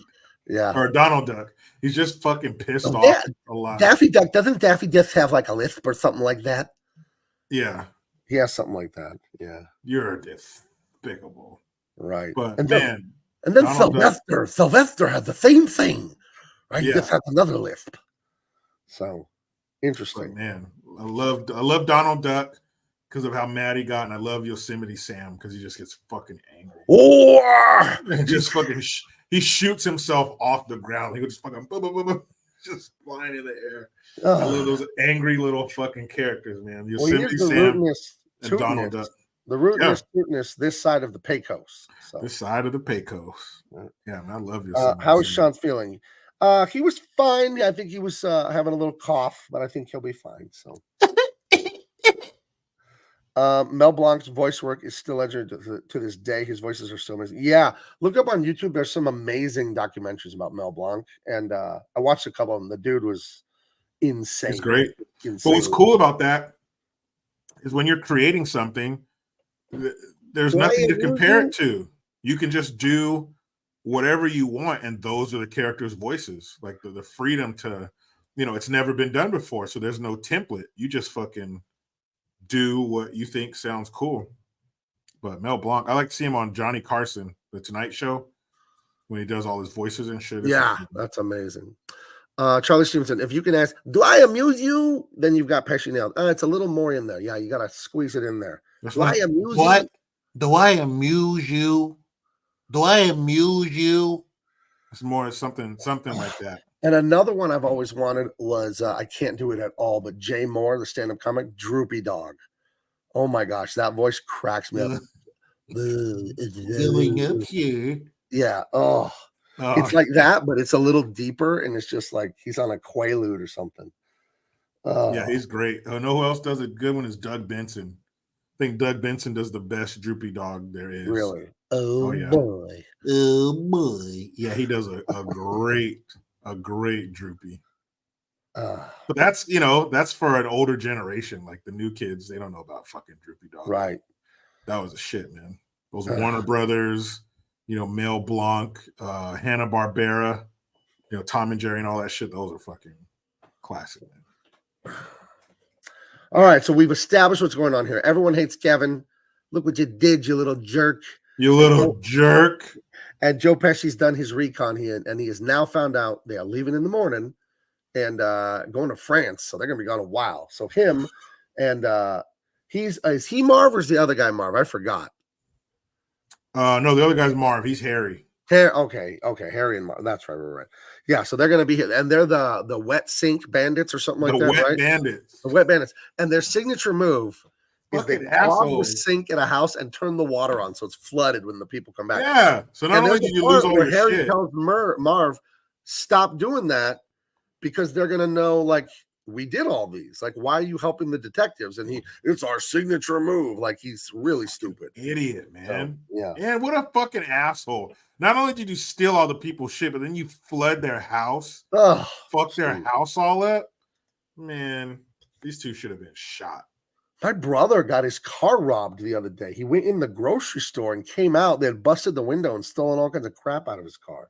Oh, So I told him what I think that means is they got lookouts in the parking lot. Like, okay, this guy just parked. He'll probably be in the store for 10 minutes. Go. Yeah. Like, that's terrible to think about that, you know? Hey, all I know is not too long ago, if you stole somebody's horse, that was punishable by death. Mr. E wants to know if they filled up my brother's car with water. Yes. Fucking I think we wet know. bandits. Fucking wet bandit again. Damn it. Chrome has had enough of these thieves. Creeps, get a job. Yeah, get a fucking job, you piece of shit. Oh, man. That's all I'm saying, man. It's, yeah, I take felt a bad man's for my horse. brother. But he said they didn't get anything valuable. They didn't get his wallet. He didn't have his checkbook in there, nothing like that. And I don't think hassle. Now you got to go get your fucking window fixed and shit. Yeah. And claim on your insurance. Like, fuck that. What would you do if you caught someone in the middle of that? Just beat their ass, or Yeah, give them a good beating, because that's more than the cops can give them, because all these bullshit laws we have. So yeah, man, you have to dispense some frontier justice on within the law. YouTube, within the law, we would never encourage illegal activity. It would all be, on the up and up, legal, self-defense, whatever. Yeah. I'm not a lawyer. I'm not giving legal advice. Don't break the law, kids. So like Eddie Murphy and Charlie Murphy in that story where Rick James came over and was rubbing his muddy feet on his couch, so they beat him in the legs. Oh my god, they beat the fucking legs. Yeah, something like that. Something like snatching a car antenna and something along those lines. Yeah. Tammy D says she had a family member who was redrummed. I don't want to know what that means. Back in the late 1800s for stealing a horse. Damn. Oh, red rummed. Oh, I thought. Come on, Gabe. Come on, Gabe. I see. Jennifer Norwood keeps a bunch of trash in her car to deter thieves. When I was like 18 or 19, I was a disaster with my car. When I was like a senior in high school and the year after, just leftover like McDonald's wrappers, Chinese takeout, some electronic thing I opened and threw the box. It was embarrassing how bad my car was when I was a young man. No, I've always taken care of my car. Always. I've never had a fucked up, like a trashy car. No way. No, my back seat, I wouldn't even need to vacuum it because nobody ever sat back there and it was always fucking clean. But the front, yeah. No, my wife like humiliated me she was my girlfriend back then, humiliated me about it a few times, and then I pretty much quit leaving such a mess in the car. Yeah. Now I keep it really clean. My truck, don't leave trash in my truck. I will be very upset. I don't play that. I get on my kids all the time. Hey, take all of your shit. I don't want anything that reminds me of you in my truck. Take all your shit out when you leave. Your backpacks, your trash, all that shit. Get it out. But I think having a bunch of trash in your car to deter people, that's pretty smart. But to really put the cherry on top, once a week you should take a shit on the pile of trash in the back. Dude, when I was in college, drive it home. I'll just use first names because there's a common names. A friend of mine named Pat took a dump in a Ziploc bag because he hated Chris's girlfriend, and it was all the friend group, and she was just quite a bitch. He hated her so much, he took a dump in a Ziploc bag and put it under the driver's seat of her car, dude. Fuck you, bitch. That is so terrible. Oh, so terrible. Just fucking rotting. I mean, is there such thing as rotting shit? It's shit. But I don't know. That's bad. Oh, that was he didn't like that girl. He should have eaten just gas station food for 3 days before that. I remember I had a friend in college who will remain nameless. I was a professional artist in college. I worked at I wrote and drew my own kind of Garfield strip, and I also worked at the newspaper being a graphic artist there, and I did monster design for a Halloween prop company. So I did a lot of art jobs, but I had a part-time job at Home Depot to make more money. And my buddy in one of my art classes, he had a mini bike, like one of those tiny motorcycles, you know. And he said, "Hey, what would you do if I rode this through Home Depot when you were at work there?" And I'm like, "Don't do something like that." I'm at work the next day, right by the exit at the return counter. I hear like the little 50cc engine. I turn and look. There's a little, cartoon motorcycle, this little toy motorcycle, and a guy from my art class in a full ghillie suit, a sniper, like mossy suit. And he comes into Home Depot and drives all the way through the front by the cash registers and drives out the lumber door. He warned you. Oh, we used to do so much shit to each other. This guy, you know what I did? Okay, when you're in art class, you have like a fishing tackle box, and in it is pencils and pastels and scissors and rulers and sandpaper, just hundreds of art items, right? Because when you're in art school, you need a lot of equipment. And at the end of class, I did this to him like 2 times. He got so mad. I unlatched it, but made it look like it was shut. So when he went to pick up, That's fucked up. just all his shit everywhere in the classroom. Yeah, man, you're doing shit like that to your buddies all the time. You ever do one like that to anyone? Or oh yeah, they go to sit down, you pull the chair, you tie their shoelaces together on their desk while they're in class. All that kind of shit. The fucking this right here, if they look. Right. Nut shots. Yeah, man, all that kind of shit. You mean cup check? That was it. Oh yeah, man. Cup check. Yeah, we did all that stupid shit to each other. It's fucking I had hilarious. one guy on the football team. He was he's like, I'll tell you, you got to see this. Come here, look what happened in the bathroom. And I run over and like, what happened? What happened? He points in the toilet and he's just like 5 pounds of shit in there. I thought like there was a frog or it was overflowing or something crazy had happened. But like, no, he just took a giant dump and wanted to show me. Yeah, huge. My brother did that to me one time. Look. It was huge. I'll give him that. But, yeah, man. And then, I got 2 more on that one. He would, in the locker room too, he'd pull his shorts open in the front.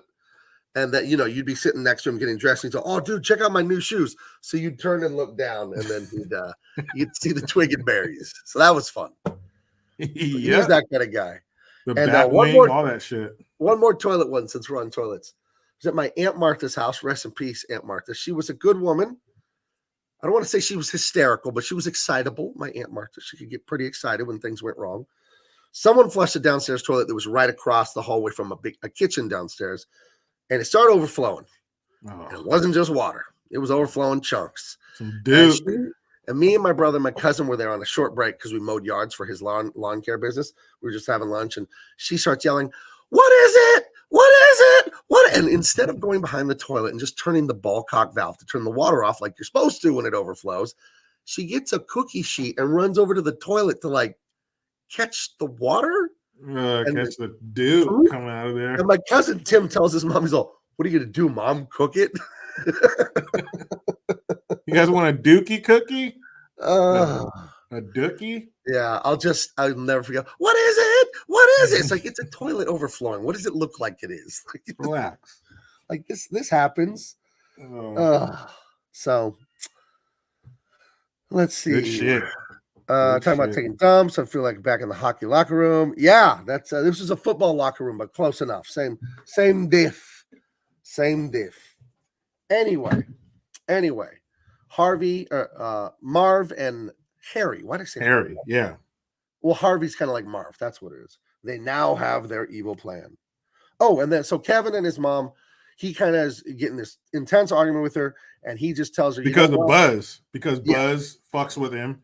And it pisses him off, and he reacts, gets in trouble. Just like in football, they only catch the last guy to respond, not what the guy did before. And so he gets in trouble, and he's like, "Fuck that! I'm not apologizing. I'm sick of this shit. You guys treat me like shit. Buzz is a fucking prick. You guys don't believe me. Whatever." She's like, "Well, you can go sleep in the attic." He's like, "Well, then fuck you. Then I'll go sleep there." Right. And he's like, he says, "This family sucks," which is a horrible thing to say. And then he makes a wish, and I can't quote it. I should have wrote it down. That he wishes he like didn't have a family or whatever, He Dude, if I said this sucks at 10 years old, you might would wake up, bro. You would have woke up at 11 years old. Yeah, you might get smacked for that one, dude. They'll take your unconscious body on the trip to Paris and everything. You wake up when you fucking get back. Look at Yeah, this. dude, you might get fucking Look at the smacked up picture for of that Buzz one. on the table. Fuck Buzz. Yeah, Buzz. Buzz reminded me of my brother. That's why I didn't like Buzz, because I was the youngest, and my brother was a fucking asshole, and my brother was the king of making fun of me behind my mom's back while she's lecturing me about something. Oh. Mom, look what he turns around. What? I'm not doing nothing. Oh, my brother, you almost have to respect it. You almost have to respect how he was the quintessential fucking asshole bully brother. My brother was Buzz, so I've always fucking hated him, and I always will. Not my brother, but Buzz. Oh, Charlie Stevenson brings up a great point. He makes a wish like It's a Wonderful Life, where our main character in It's a Wonderful Life, George Bailey, he doesn't make a wish per se, but he I guess he wishes he was dead because everything's going wrong. He's going bankrupt. Yeah. He has all these kids. He has no money. And then his stupid, forgetful uncle loses $8,000 and they're going to go to prison because the auditor's coming to the bank. His drunk uncle who has a pet crow for some unknown reason. And and he wishes he was dead. He wishes he was never born, actually. Mm-hmm. And then the whole point of that movie is look at how much good you did for people your whole life. So yeah, it is kind of like the other end of this idea of Kevin wishes his family didn't exist. George Bailey wishes he didn't exist. You know what I mean? And they're both, I would say, for all-time Christmas movies, It's a Wonderful Life is the best. Then I would say A Christmas Story is maybe second to me, and this is probably third. So these are the best Christmas movies in my opinion. I don't know. So give me 1 second, Jericho. My water's empty. I'll be right back. 1 second. Hold it down, please. Yeah, this scene right here, and if you're the baby of the family, you know what it's like to get in trouble because of your older sibling, and you know what it feels like to feel like you're not heard and stuff like that. You always listen to him, and you never do this to me. Do this for me. And so, yeah, but I also remember this. I also remember being the youngest and my brother being such an asshole that, no, I'm not apologizing to you. Fuck you. I've had enough, and I'll take whatever consequences are coming with it. And I think as a parent, or our parents saw how determined you were and how insistent you were on not apologizing, that the punishment wasn't very severe. Like normally, if you don't do what your parents tell you, you're going to get in trouble. But they see your determination, and they see how much you believe this and how serious you are about it, that they just kind of, give you a lesser punishment like this, like making him sleep upstairs. Not that these are the kind of parents to whoop his ass. But yeah, man, when you're the youngest, and you're a kid, it's nothing in the grand scheme of things, I guess. But you definitely know what it's like to be the one who's not heard, and your fucking asshole of an older brother gets away with another one. Oh. My brother and I, first of all, Jennifer Norwood wants to say, what is the age difference between you and your older bro, Jericho? What is 4 years. So that motherfucker was always bigger than me, always stronger than me, always teasing me. Oh, I've told my brother this today. Matter of fact, I just talked to him today. But we're the best friends now. But growing up, I hated that motherfucker. Really? My brother Abe is about 1.5 years older than me, and he was only 1 grade ahead of me, not 2. We never fought growing up, got along, peanut butter and jelly, best of friends. And he was not an older brother. He was not like telling me what to do or ever bullying me or anything. I guess our experience is pretty unusual, I guess, is what I've heard from other people, older brothers. But we were just like best buds, Abe and Gabe, So yes, Captain Herman. Go ahead. What? Not my brother and I. We fucking argued all the time. He picked on me. Yeah, fuck yeah. No, me and my bro, stereotypical. Just making comic books together, buying Star Wars men, playing Star Wars constantly, Warhammer, video games, street football, always doing everything, and just got along. Got along very well. I can't really remember fighting at all. I'm trying to think about no, man, no, we just got good for your mom. She didn't have to deal with you guys at each other's throats. But man, my brother and I, oh yeah, it was on. It was on. And because I was younger and I was smaller, he was, he's 4 years older than me. When I was still a kid, he was like becoming a teenager. When I was 8, he was 12. So he was always able to beat me up and shit until I got about 14 or 15 years old. But man, No, it was on and cracking. He was fucking with me, and every once in a while I get up the nerve to get him back in some fucking terrible way. So yeah, I'm glad I didn't go through that, but I am curious because so many people talk about feuding with their siblings. But I guess I'm glad I don't know because it doesn't sound pleasant. Yeah, you got lucky. Yeah, I don't know. It just worked that way. And So, now we're close as hell, and I love him. But as kids, fuck that. I think part of it with me and my brother is I'm bigger than him, and I pretty much always have been. I remember I passed him in first grade, like in weight and height. And I was really proud of that I was the younger brother. But I remember my dad weighed us, and I was 61 pounds, and my brother was 60 pounds, you know. And my brother's just average height. I think he's 5'11", which is a little above average. But I'm 6'4", and I got past him too, like it's like second grade or so. I passed him, like in height. First or second grade, I passed him, and he never caught back up to me. So. Well, there's something. There had to be something else because even if you were younger but you were bigger, I don't think that would scare him. Because even though you're bigger, you're still younger in your mind. You know, like you're not, because you're bigger, you're not all of a sudden going to be more, you know, older in your mind because of your size. Like you were still a kid. Because I'm just saying the level of fucking with your younger sibling is so high in older brothers that it would have to be more than your size to keep him from picking on you. I think a big part of it was our parents didn't treat us like we were different. They treated us like we were the same age. Like they didn't treat us differently at all. You know what I mean? So there was no dynamic of superiority between us. I think our personalities meshed well too. I'm a very aggressive person, and my brother is he's more laid back on that. So we didn't butt heads. You know what I mean? Like, well, if he was really aggressive and I was really aggressive, then we would fight. And if he was really laid back and I was really laid back, then I guess we'd get nothing done. I don't know. So I don't know. I don't know what it was, but we got along really well. We still do. I talked to him on the phone today for like 2 hours. You know, we talk on the phone. Yeah, I talked to my brother today too, and we randomly call each other all the time, always text messaging, always sending memes and shit to each other constantly. He sends me all kinds of shit. Yeah, now it's great, but at the time, no, it was very adversarial. But I never sabotaged my brother with his girlfriend. I was always too young to think of shit like that. But physical stuff, like I would set traps for him and shit like that. Yeah, I've told it before. I don't know if I told it here, but I would like dig a hole outside and cover it, and then I would like go up to him and slap him in the face or something to piss him off and make him chase me. And then I would jump over the hole because I knew it was there, and then he would fall right in it. What is this, Tom and Jerry? You're setting him up or something? But I would do shit like that. But it was like, you know, I could have fucked his knees up and all kinds of stuff, but I don't think about that as a kid. Every once in a while, like there's about 5 times throughout my childhood where I fucking really let him have it, you know, on some revenge shit. But never I hit him one time in front of a girl, but never like, you know, sabotage his relationship. Oh my gosh. No, we didn't. I never got in a fist fight with my brother or anything. We got in fights with some other kids. One kid was trying to beat him up in front of the elementary school, and I hit that kid. And then my brother was a scrapper, though. He could fight pretty good. You know, he's one of those guys. I told you before, Jericho, my brother and my dad have those genetics where they're jacked and they don't have to lift weights. You know, some men are just that way. Like, you know, I lift weights, so I'm fine. You know, I'm strong.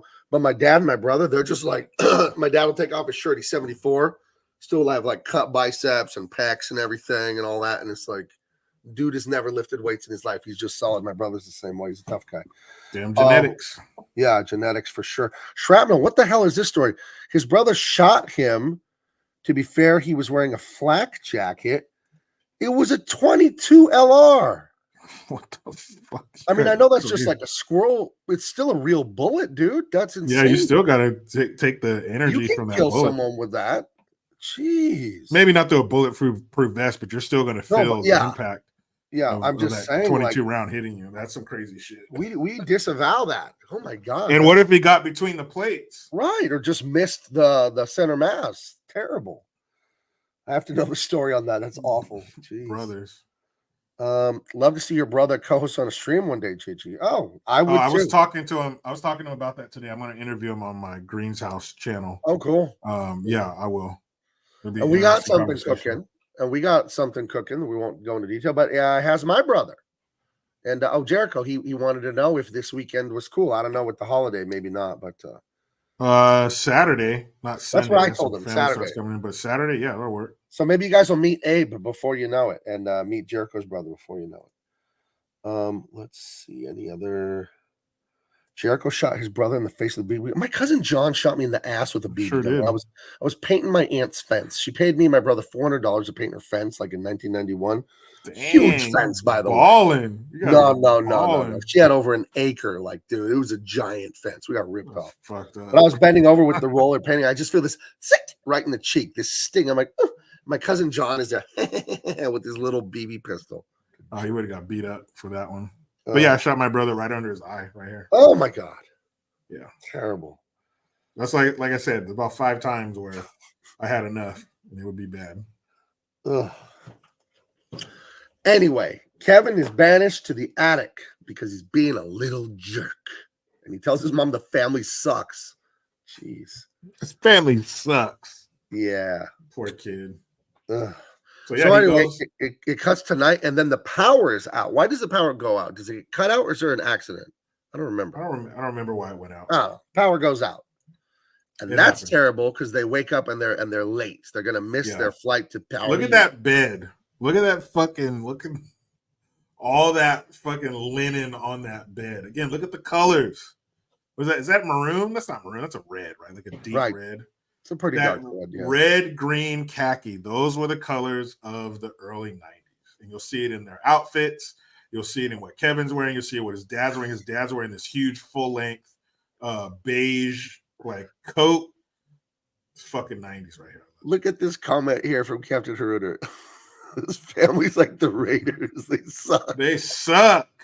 Hey, this familia. It's like the Raiders. I bet his mom would have slapped him. But he said, "This family's like the Raiders." What? Don't you ever? Brian McCormick says it takes 1,254 coincidences to leave him behind. Yeah, that's there's a little bit of Hollywood magic to get him left in America. So the first one is, they wake up late. So now they're going to be chaotic and rushed again. And they're all running around, putting on their clothes. Everyone's screaming and going crazy because none of their alarms are off. See, you'd have to write the story different now because everyone's alarm is on their phone and the blackout doesn't affect the phone. Yeah. Yeah, that'd be hard to do. Yeah. It's funny how a lot of movies in the 80s and 90s would be solved with like cell phone and all that, I saw a meme about this one, how it would be solved with cell phones. Mom, I'm by myself. Okay, I'll get off the plane and be home right away. The end. But yeah, when these vans pull up, these shuttle vans pull up, they do the same thing. They hit the little statue out front, just like the pizza guy did. And then here's I think this is clever, but it is a little tricky to make sure Kevin doesn't get in the airport shuttle vans that pull up to take this giant family.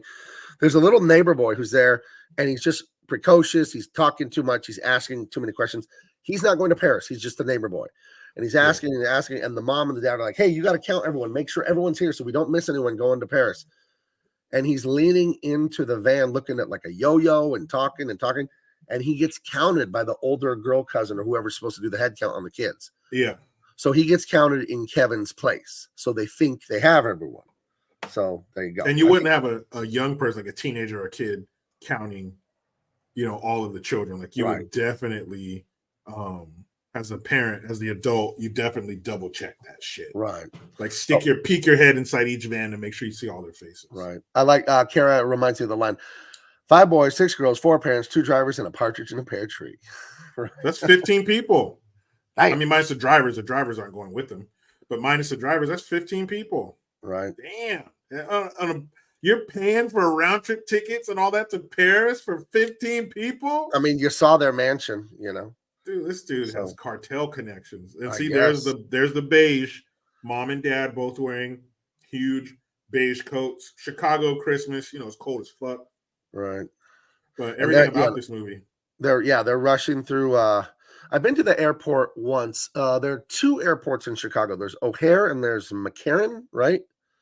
And one of them is ugly and ghetto, and that was the one I went to. That's O'Hare for sure. Okay. I went to an ugly ass one, and it was hot and humid that day, but it was still like the winter. It was all gross and weird. And look at this.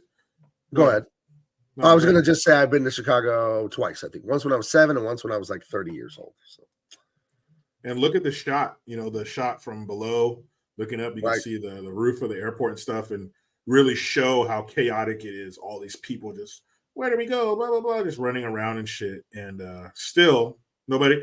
Periodically, you're gonna check. Like when you get to the airport, let me do this. All right, where's everybody? And once you check and go through TSA, you're gonna look again. Like make sure we're all together. But man, they fucked up. I love flying in an airplane. That's the only part of it I like. Driving there an hour early, going through the TSA, taking your shoes off is Fuck all that. humiliating. Going through the and then being Arab with an Arab face and getting randomly selected out of line a little bit too not randomly. That's Oh, always fun. Come here, man. Come here. Remember one time they had me open my laptop. They wouldn't even open it. Like, can you open this, sir? What do you think I have in there? Like, stop fucking acting stupid. All right, I'm not doing this shit. None of us are doing this. Check on somebody who's been to like Pakistan for the last 3 months. That's what you need to fucking check. Leave us alone. The TSA is bullshit. But I do love flying. Now I'm a little too tall at 6'4". You guys got to buy my comics and all my stuff, guys, because I need to start flying first class because I'm very tall. Those regular coach seats, it's not great when you're 6'4". So I do love it. I was obsessed with Star Wars and fighter jets when I was a little kid. So I do love riding in the plane. So I think I've told you this before. I always have this weird thought. I like the window seat, because I like to look at the world like, oh, it's so crazy to look out there, to look at the flat earth from high above. It's so much fun. What if you found out? Would it change our friendship if you found out I was a hardcore flat earther? No, as long as you didn't talk about it. I started following a bunch of accounts like that on Twitter because they're fascinating, dude. They're doing all these scientific experiments and all this crap, and none of it is sound at all. Mm-hmm. And they're just convinced there's a conspiracy and blah, blah, blah. And like, you guys need to find something else to do with your time, It's guys. funny. It is funny, but no, I wouldn't hold it against you unless you brought it up all the time. Then yeah, Flat Earth, it's a global phenomenon. But man, one time my mom and we flew on a plane, and it was the Phoenix Suns airplane. So you talk about leg room. It was huge, and they had like little table like in the middle in a few spots where they would play cards and stuff. But yeah, the leg room was off the charts. Yeah, I want to do. I'm a little older now. I've done very well, professionally and all that, and I do want to do more traveling now. My wife and I, we haven't done much at all. We went on that cruise last year, and I like that. One thing I want to do now is like not a cruise, but a train that goes. I saw one that goes from like Calais in the north of France all the way down to like Budapest in Turkey. Oh, that'd be cool. And it was like 5 days it was the Orient Express, the old train from the 1800s or whatever. It was very expensive. But I watched a YouTube video of a guy that did it. It looked amazing. And other you could do like the breakfast in Paris and dinner somewhere else kind of thing. Yeah, that seems awesome. I want to try all that kind of stuff. It looks very fucking cool. Eat your way across Italy. Oh my gosh, cruising. Cruising was fun. Kara, you're right. It was really fun. I'd never done it before. I wasn't interested. It looked so boring. I didn't know the ships had all that stuff on them like that, and it would actually be fun to go to, like the singers or the magician or the comedian. It sounded lame. And we went and it was fun, and the food wasn't bad. I was worried the food was going to be like Golden Corral cafeteria. The food wasn't bad at all. It was cool. And you got like the ones that go, super far distances away, like the Carnival cruises and all that. They got like 24-hour food, and that's what we did. We went from we had to drive up to Long Beach from San Diego, and then we went all the way to Puerto Vallarta, which is like 1,000 miles down the coast on Mexico. And did I tell you that swingers tried to pick up me and my wife? Did I tell you about this? Yeah. Mm-hmm. Oh my gosh, my wife. Poor thing. She's so innocent and naive. She had no idea. I'll tell you guys really quick. We're in the pool by the back of the Carnival cruise ship. And my wife's out there like reading a book or whatever. And I think at the gym, I still lifted weights all 4 days a week. I lift weights. That's another thing I loved about the cruise ship. I didn't know I could do that. So I told my wife, I'm going to work out and then I'll meet you back at the pool. I'll bring my book or whatever. We'll read and hang out back there. And I get back there and this woman of size is talking to my wife, and she's a nurse from Oklahoma, and they're getting along real nice. And she tells I guess the swingers, they have secret codes. One of them is an upside down pineapple, like pineapple shirt, or you put a pineapple on the door of your cruise ship or something. Yeah. I don't know. And the other symbol, I guess, is like flamingos. I don't know. So she tells my wife that those are the symbols, and we're not swingers. That's what she tells my wife. Like, we're not. But I know everything about it, apparently. And she's like, but as a joke, I bought my husband a shirt covered in flamingos. So people would ask him if he was a swinger, just as a joke. And then talking about life some more, and then brings up the flamingos again. Then talking about life some more, and then about the third go round on the flamingos, I'm sitting there reading my book or whatever, and I'm just kind of like side eye, like, what the fuck is this lady doing? So like, whatever, we're there for an hour. We say our goodbyes. I tell my wife, you know that lady was trying to pick you up, right? She's like, what are you talking about? And I explained the whole thing to her, and she was horrified. So there you go. There you go. So how would you react to that? Would you say something, or would you just excuse yourself? Nah, if they were just talking, give me something to joke with her about, tease her about later. No, I let as long as no fluids were exchanged or anything like that. No, it's cool. I'd laugh at it though. That's funny. You got to be a little bit flattered, right? I guess I had my shirt off and someone was still trying. So there you go. You got to be a little flattered. I didn't look like a pile of mashed potatoes, apparently. I wish but that's pretty cool. That you were looked at in that way. Yeah. It was a little weird. It was funny to me. I didn't say nothing. I was just reading a book or my phone. I don't remember. I was reading something and I was just listening to them talk, and I was like, yeah, and in my head I'm like, this is the first time the third time she's denied being a swinger when no one has accused her of it. Yeah, so, no, just let that go. I feel like I know what's going on with this lady. Let's let that play out. Let it play out. Yeah, none the miser. She was a big gal. That's not a side piece. That's a size piece. So there you go. Oh boy, you're ready to back that thing up though. Captain Haruto says, "Be like, thank you for the offer, but his wife has diarrhea." Just to tell that story. Like, no, she just shit herself this morning. She is not. Thank you though. Yeah, that was a weird one. Anyway, the McAllisters are running through the airport in Chicago. Literally, Chicago accent. Let's go watch the Cubs and eat dogs. The Bears. But it's a very strong accent though, that Midwest Chicago accent. Oh man, it's undeniable when you hear it. Tika belongs in the Hall of Fame. Like car. Yeah, we're gonna go drive the car. It's almost like a little Canadian and shit too. Like it's a Midwest accent when you hear one. So he wakes up looking like he had a long one with his hair all foofy like that. Yeah, dude, and relax. He's like, where is everyone? Ain't we going to France still?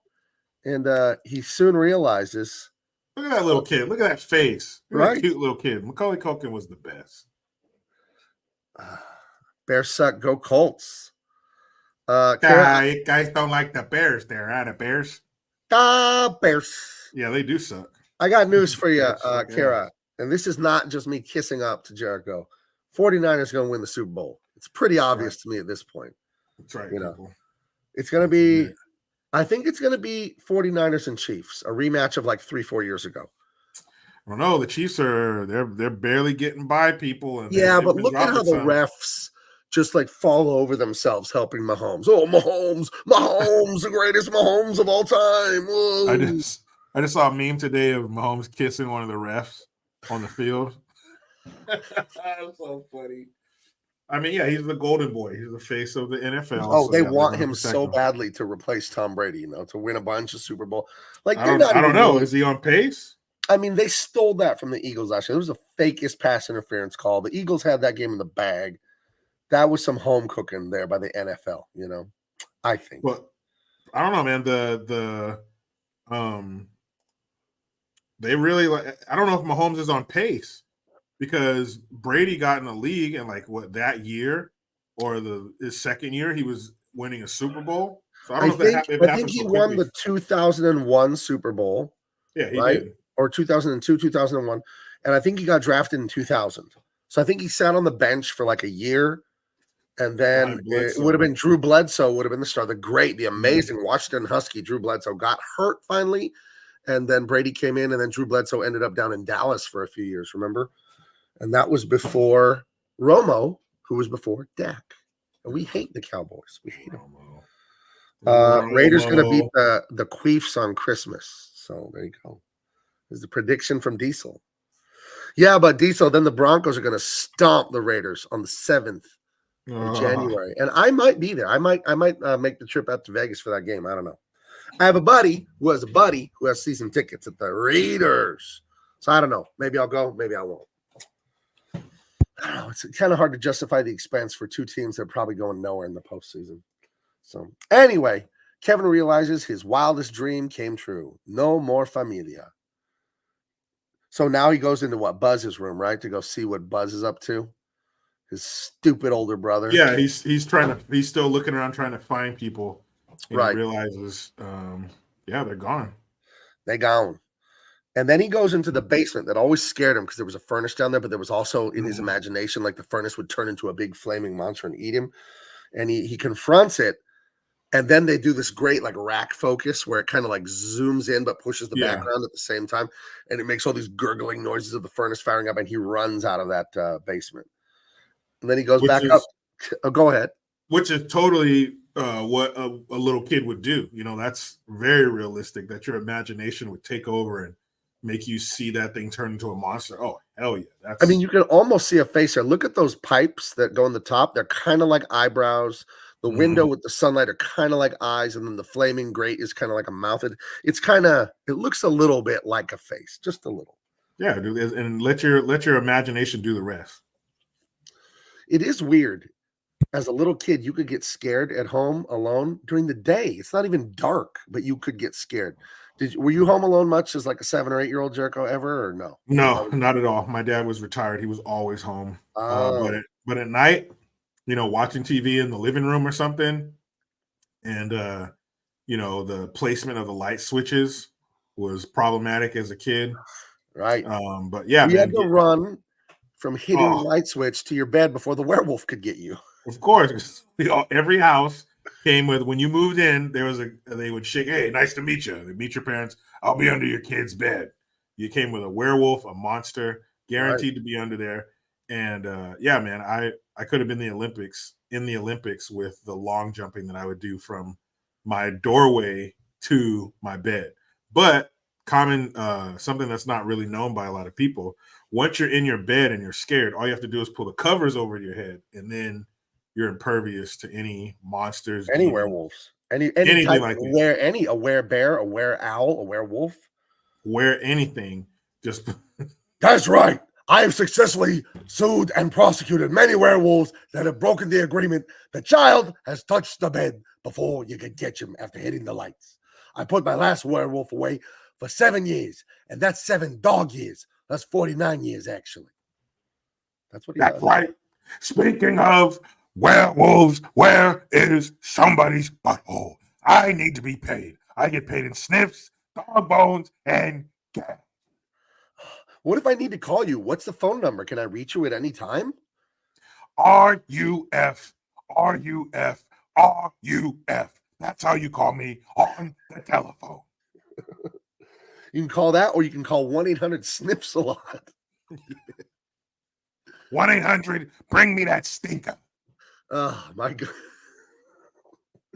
Oh, guys, it's our favorite attorney, St. Bernard Sanders. He successfully has sued many were creatures, vampires, and the creature from the Black Lagoon. Not a creature from the Black Lagoon, the creature from the... He put that guy away for 15 years. 15 years. I had to do it. He was terrorizing poor little kids. That's right. That's right. He was hiding in someone's jacuzzi in their backyard.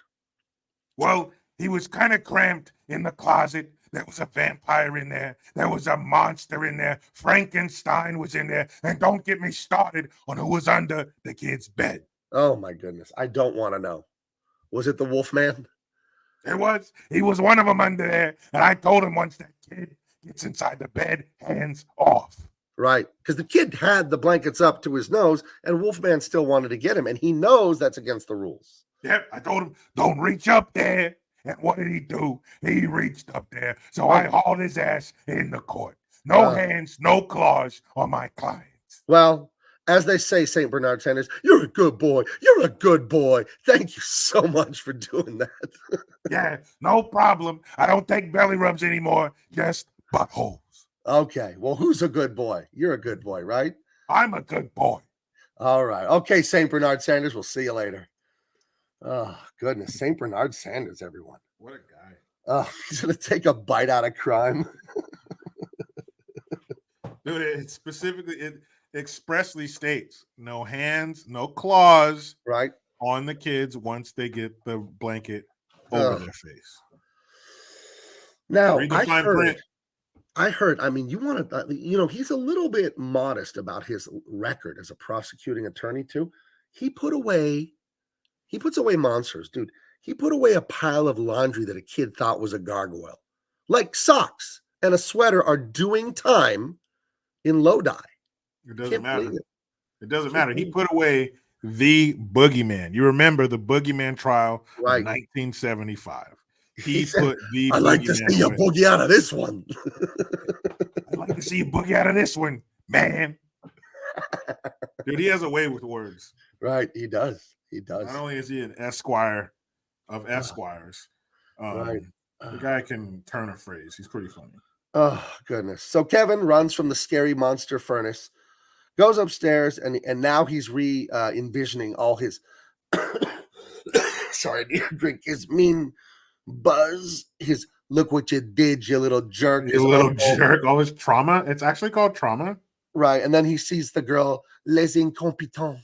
She's like making fun of him in another language, and then he realizes his wish came true. They're all gone. He's home alone, and he goes crazy screaming, but happy. It's screams of joy, and he's realized he could do whatever he wants around the house. So it's a really fun scene. Yes. That was another scene from the trailer. We'd come down the hallway.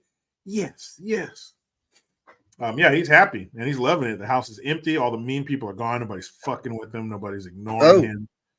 Oh boy. Yeah, makes his way to Buzz's room. And articles. He opens this big box that Buzz has, and there's fireworks, and they're probably like a slingshot. And then he finds something that Buzz should not have. A dirty mag. Oh, Buzz. Not those pages were sealed together. But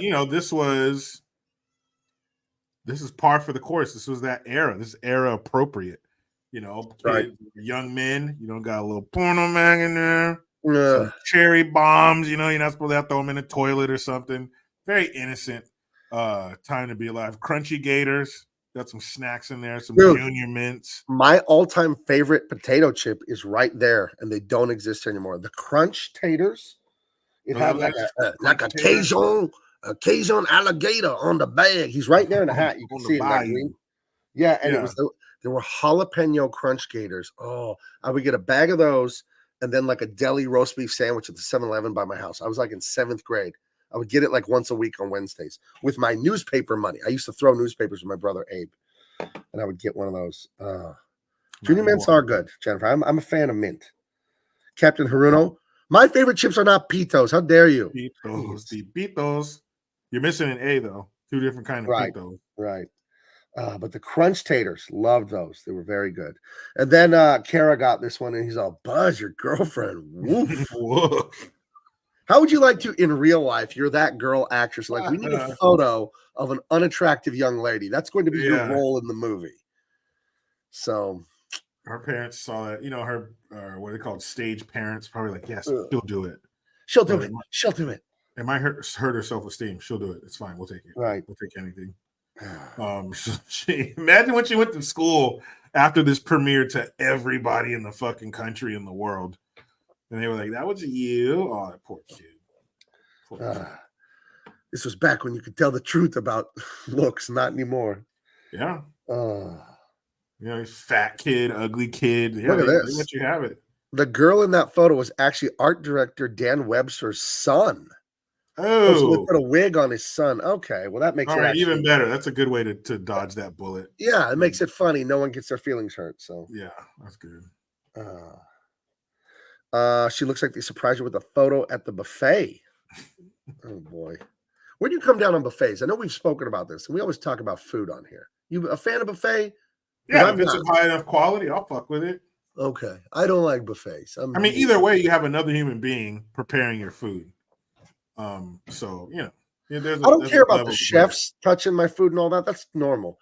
I don't like all the other people at the buffet touching everything, breathing on everything, picking their nose, going to the bathroom and not washing their hands. What in the world is that, by the way? That's where you go to the higher end of buffets. Hopefully, you're getting a higher end of human being. So you don't want? Are you saying you don't want Golden Growl gift cards from me for Christmas? That's exactly what I'm saying, and I'm glad we talked about this. But yeah, you're going to get a different crowd. Is the same crowd at Walmart? Is that the same crowd as Saks Fifth Avenue or something? No. So hopefully you're getting a more refined individual when you pay a little bit more for your food. Hopefully, people with money are still sick, disgusting pieces of shit too. Sure. But hopefully you have a little more decorum, and when you're at a nice place. Hopefully. I feel like too, all the companies are gouging the hell out of us. Like the inflation has gone up, everything's more expensive. Even like cheap junk food is expensive, and the quality of the ingredients has like gone down. So they've like raised prices, and it's like it's cattle feed this food. It's like not even for human consumption. I don't know. It would be. I was talking to somebody the other day about how different food was like 100 years ago. The early 1900s, 1923, Right. exactly 100 years. Imagine even the food you got that was quote unquote mass produced. Of course, we had a smaller population, Right. but you go to the grocery store or whatever it was called in 1923, or you go out to eat. Let's say you go out to eat at a restaurant.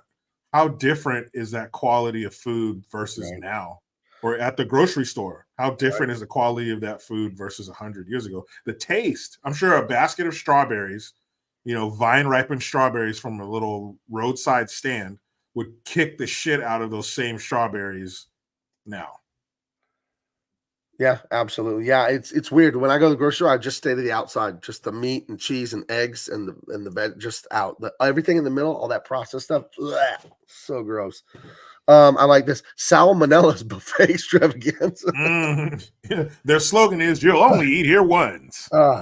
Now, one place that has not raised their prices and they've increased the quality and kept their prices. The great Hulk Hogan from Pasta Mania. How you doing, brother? How's the holiday season treating you? Everything's great, brother. All the pasta at Pasta Mania, brother. It's all red or green for the holiday season, brother. Oh, is that like a pesto thing you're doing, or? Yeah, it's all pesto and red sauce, brother. That's all I got. Now, inflation is hitting a lot of people hard, but somehow you've kept your prices and your quality. Why is that so important to you at Pasta Mania? This is a family environment, brother. I want you to be able to afford to take your whole family of 4, brother, family of 5, family of 6, brother. Come in here, have a good time, brother. Know that I'm back there using these 24-inch pythons, brother, to roll out that sweet semolina, brother. So you welcome families. Is there anyone that isn't welcome at Pasta Mania? Yeah, if you're an asshole, brother, if you're a commie pinko asshole, don't come in here, brother. So would Hunter Biden be? Has he been to Pasta Mania? Because I know you have those autographed celebrity photos on the wall. I thought I saw him last time, but I was arguing with my brother. He said it wasn't him. Has he been there? There's a picture of me throwing him out, brother. He came in here one time, brother. I said, don't smoke crack, brother. What do you think he did, brother? He went in the bathroom, started smoking that glass dick, brother. So I threw him out. The one thing you asked him not to do. Yeah, one thing to do, Hunter. You couldn't do that, brother. Oh, my goodness. Well, at least did he pay for his meal, or did he get thrown out before? You paid for it, brother. I paid for it. The taxpayer, brother. Oh, just terrible. Well, Hulkster, we love you, and we thank you for keeping the prices stable for families everywhere. We'll let you go on this. Is there a holiday message you'd like to give anyone out there who's maybe feeling down at the holidays? Yeah, go to my OnlyFans, brother. That's how I take these prices and keep them low, brother. I got to subsidize it, brother.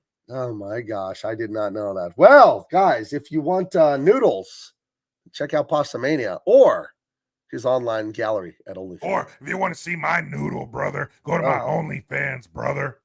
Oh, my goodness. All right, Hulkster. Well, Merry Christmas. We'll talk to you later, bud. All right? Bye-bye. Bye. Oh, goodness. Everyone's coming in tonight.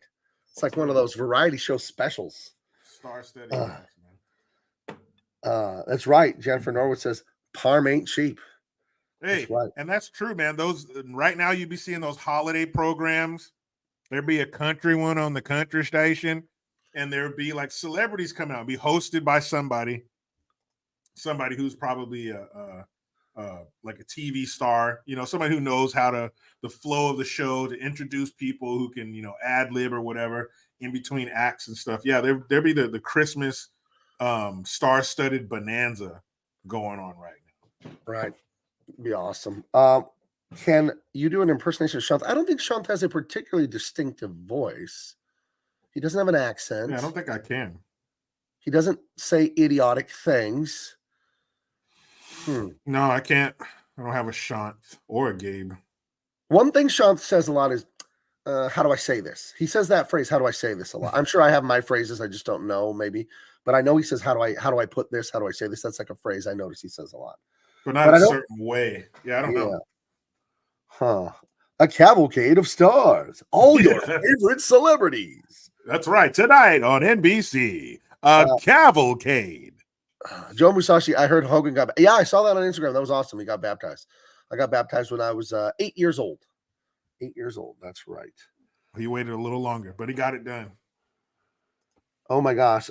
This is hilarious. Mike Kennard. I used to think Sean's name was Sean Thenjetti. Oh, that's hilarious. I could see that. It's Sean Thenjetti. Sean Thenjetti, but he's Sean Thenjetti. That's funny. I'm gonna have to start calling him that. Sean Thenjetti. What's up, Sean? Hey, Sean. That's like too white for him, right? Remember the whole thing with my fake middle name being Zach? Can you see me as a Zach? What's up, Zach? Dude, I got a new boogie board. We're going to hit up Del Mar, then La Jolla, bro. You want to come with? For sure, Zach. Dude, we'll go skimboarding, and then we'll hit up Mr. Frosty's. I'll get my go-to, dude. Dude, don't blow it, dude. Get your go-to, dude. Oh, my God. I'll get the dirt cup with the gummy worms. It's fucking delish, bro. Can I get extra worms, dog, or no? Oh, for sure, dude. Mr. Frosty, he's a bro. He's so down, dude. Like, he puts, like, stuff in his ice cream, bro, that's, like, so killer. Oh, man. He is just the best, dude. Dude, number one, dude. Braden's going to be there, and Jaden, and Aiden, dude. You should come through. Dude, what about Tanner, bro? Is Tanner going to be there, dude? Tanner's going to be there, and Braxton, dude. Dude, if they're there, I'm there, dude. Awesome, bro. I'll see you at Mr. Frosty's later, dude. For sure, dude. For those of you that don't know, Mr. Frosty's is a family-owned soft-serve ice cream place here in San Diego at beautiful Pacific Beach. If you're in town, go there. Tell them Gabe sent you. They will have no idea who the hell you're talking about. But I love Mr. Frosty. Bro, you want some fucking ice cream or what? Who the fuck is Gabe? The whole thing, for those of you that don't know, I go to Mr. Frosty's. It's that summer place. It's right by the ocean, you know.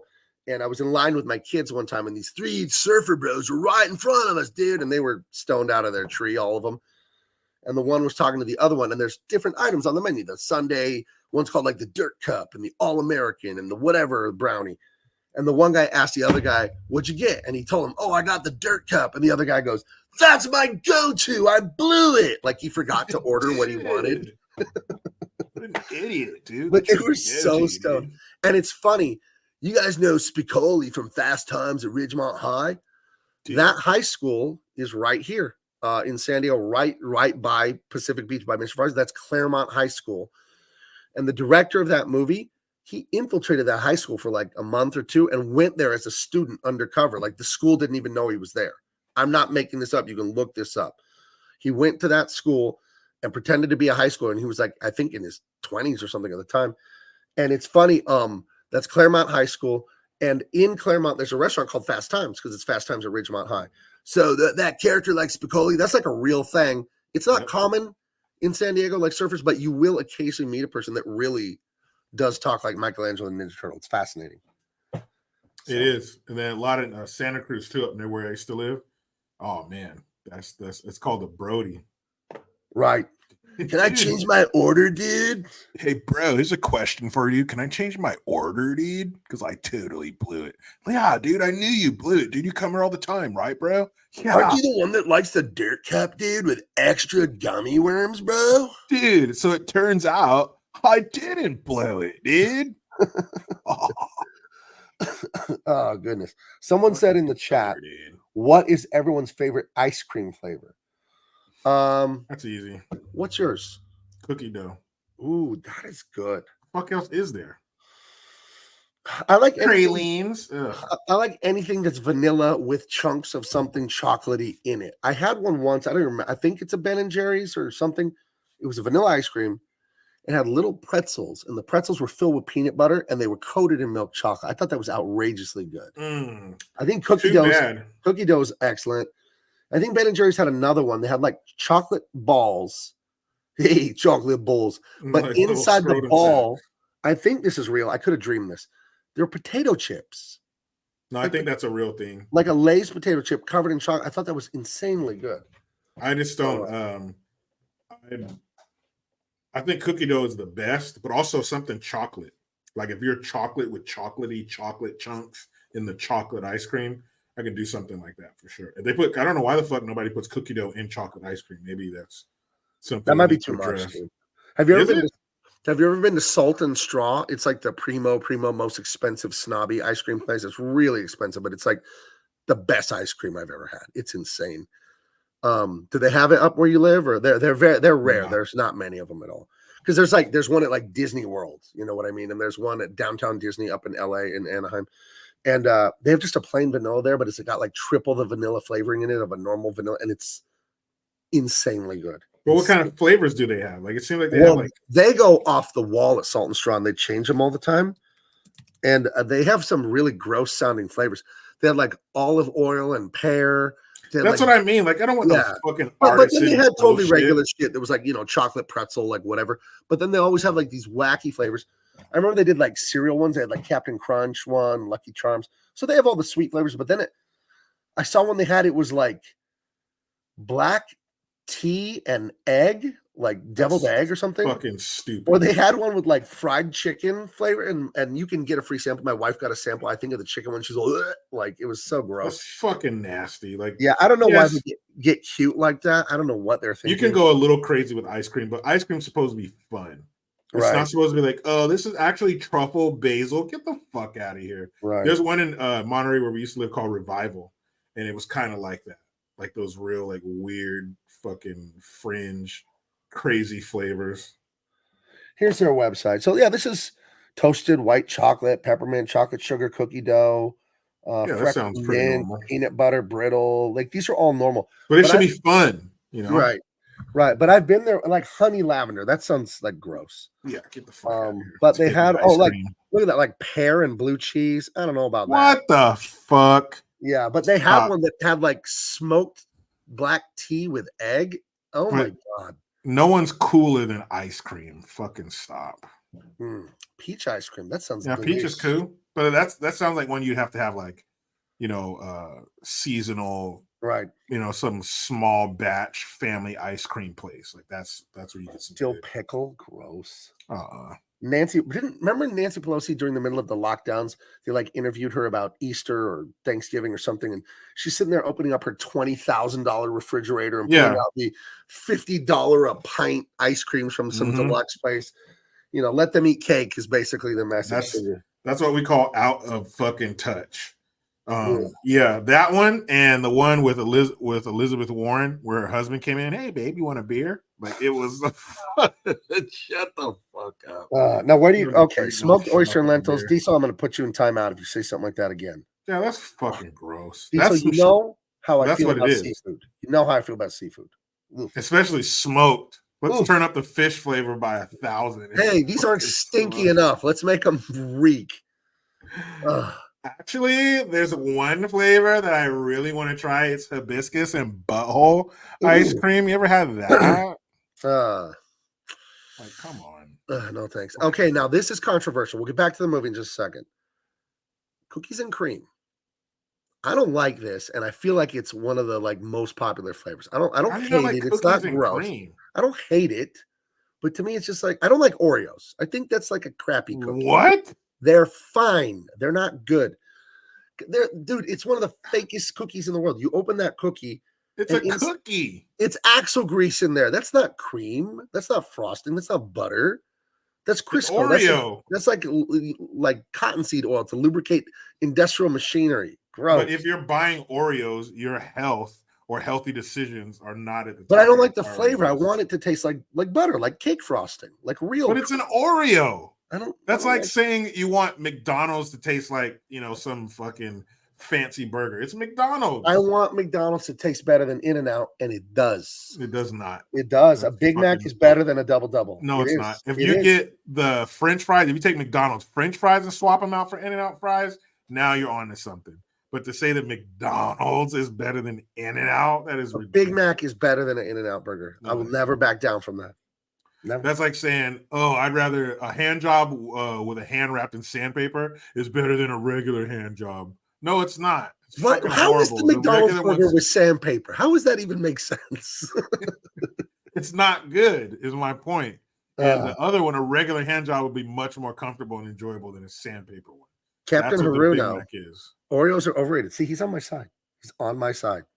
Oreos are overrated. They are. Okay. Oreos are overrated. They're Okay, overrated. I'll say overrated, but to say that you want them to be something that they're not, you can't. It's a fucking Oreo. I don't know. Just that cream Again, inside. It's just so artificial. It's gross. 100 years ago, whenever Nabisco made them, I'm sure it was real fucking Right. hand whipped buttercream by some yodeling fucking blonde haired big titty St. Pauli girl. Yeah. But right now, it's a fucking Oreo. Ugh. Ferg says she shucked half a sack of oysters today. Every part of that sentence is disgusting. Yeah, You're oysters are shucking gross. things. You're shucking things out of a sack, and then they turn out to be seafood. Oof. Can you, an oyster's like, can you somehow get the snot from a large sea creature and put it in a fucking rock? Thanks. Fuck that. Oysters People are sit there gross. and they eat an oyster raw with like some Tabasco, and I'm like, Yeah, it's an How would we- aphrodisiac. You don't need no fucking oysters to get your dick hard. If you need an oyster to get your dick hard, then you need something more than oysters because that shit don't work. ugh, oysters. See, I'm sure an oyster in fucking 1911 probably tasted delicious. Oh, you're talking about an Oreo or an oyster? An Oreo. Oh, I 'Cause thought that- you said yes. oyster. No, Oreos, because they probably didn't have Oyster synthetic flavored Oreos. bullshit. Oyster flavored Oreos. There you go. Gross. And I guarantee you some motherfucker made them. That's disgusting. I But, told you I was at Thanksgiving at someone's house. I forget who, and they put like oysters in the stuffing. That's gross. Don't do that. Anyway, But an Anyway. Oreo 112 years ago, I bet that was delish. probably. Charlie Stevenson likes raw scallops, not to be confused with scallops. Scallops, people. Like scallop potatoes. Like a horse doesn't gallop, a horse gallops. They're scallops. Gallops. Stop. Vitamins. Vitamins. Take your vitamins. Take. Oi. Take your fucking vitamins. Sounds stupid. Is that's your moron British guy? Hey, I'm about to go home. Can you wrap up my food in some aluminium? Anyway, he's going through all of Buzz's stuff, finds his ugly girlfriend, finds his explosives, finds his Naughty Boy material. magazine. And he finds a gun. But it's just a BB gun. It's just a BB gun. Which And is- so he's shooting like little targets and he's having fun. And he finds an old black and white like gangster movie. And I always thought this was a real movie when I was younger. Turns out they filmed this for this movie. So Angels with Dirty, is it Angels with Dirty Filthy. Souls or Angels with Dirty Faces or Angels with Dirty I Eyes? think it's Angels with Filthy Souls. Okay, Angels with Filthy Souls.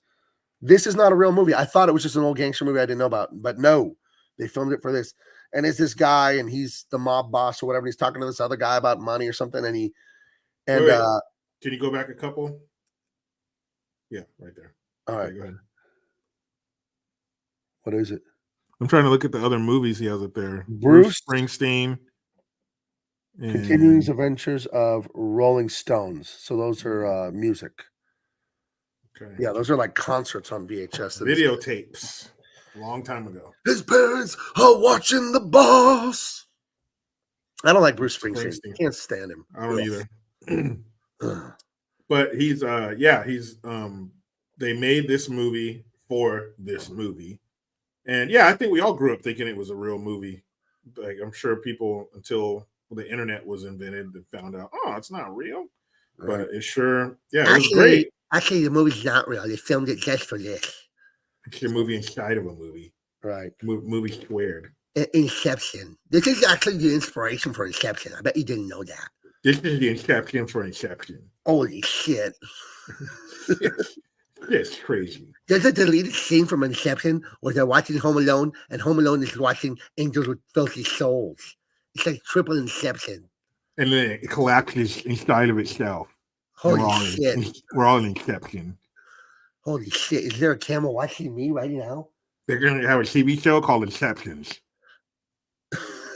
What the fuck? It's just Inceptions. Anyway. So he's watching this gangster movie and well, go back one more. Oh. What are you trying to look at the stuff they have? Yeah. And look, like board games. Look at those Right. board games, 1,000-piece puzzles. Look how small that TV is. Right. And it's What do you think that is? CRT, so it's 3 feet thick from front to back. Yeah, and it's fucking weighs 150 pounds. And all of the weight's in the back of the TV. But there's and there must be a huge TV graveyard once flat screens came on the scene. Everybody has a flat screen. So what happened to all the regular TVs? But look how small that TV is. Everybody has a giant TV. Everybody has at least like a 50-incher in the living room. But this used to be what it was. No HD, none of that. Just right. Look at all the shit around it. It's so small that they're able to have cabinets and lamps and shit all around it. Love it. Thank you, Nancy. Right. Now you got those giant TVs eating up the whole wall in your freaking living room. It's weird. It's weird how we just watched like a 28-inch TV and we were just fine with how small it was. Yeah. And getting up and turning the knob occasionally. Frito-Lay Crunch Taters. Crunch Taters. You got some of them jalapeno Crunch Taters? Dude, look at that. Those probably had 5 ingredients. Right. That Pepsi behind it probably had 3 or 4, 5 ingredients. That plate full of ice cream and marshmallows. And this is great. This is what every kid would do. Right. Just eat where you're not supposed to eat what you're not supposed to eat, go in your brother's room, fuck with his stuff, shoot his BB gun. You would do all that shit that Kevin is doing, and this is amazing. So yeah, he thinks he's a big boy here, all of like 9, 10 years old, eating garbage and watching movies. And then in the movie, this guy's all something, the deal goes sideways, and he just unloads on the guy with like a 45 caliber Tommy gun or something. Yeah. And he's got the G.I. Joe, that machine gun sound, that very specific one from TV and movies. And he just blows this dude away. I don't know if he's the private detective. It doesn't matter who he is. But after he kills him, he says, "Keep that change, you filthy animal." And then he just like laughs like, like a madman. He's like laughing like a madman. And it scares the crap out of him because he wasn't ready for it. He thought he was a big boy watching these, a grown-up movie, and it was too much. Oh, this doesn't belong here. See, one thing got out of order because I had to screenshot that one. And then his mom says Kevin out of fucking nowhere. I wish. I'm sure it exists. Footage of an interview with him, just talking about like the little stuff, like how it was to sit there with that food that he was eating. How many takes did he have to do? What was it? Was it ice cream? And looks like ice cream and marshmallows. Right. And he actually turned out pretty normal considering, his being a child star. One of the biggest child stars ever. He was in a $500 million movie back when that was something. Now fucking movie tickets are $20 and shit. Fucking popcorn's $15 for a small. So just imagine what that movie would make now. Over $1 billion easily. You take your family to the movies, it could be $80 if you get like 4 tickets, popcorn, and drinks or something. This is insane. It's crazy. A water is like $4.75. It's fucking crazy. That's why people to this day sneak shit into the movie theater. We do that. We go to the fucking like a CVS or something, right? And get shit and fucking take it in there. I don't give a fuck. I'm not too proud to say that. I'm not paying those damn prices. No, we're me and my wife, like the lights turn out in the theater, and then you'll just hear. We're just opening soda cans, like I'm paying for all that. Fuck yeah! There is one near here where they serve food. It's called Dinner and a Movie or something. I've never been to that. They have a few of them here in San Diego, and I've never been to one. So my opinion is from ignorance, having never done it. But I don't like the idea. Is it good? People have told me it's good. It's like there's a waitress, like she's walking around during the movie, like isn't she in people's way? And be like, "Oh, can I have another water?" Like, isn't this distracting or no? No, they come like every once in a while, like strategically.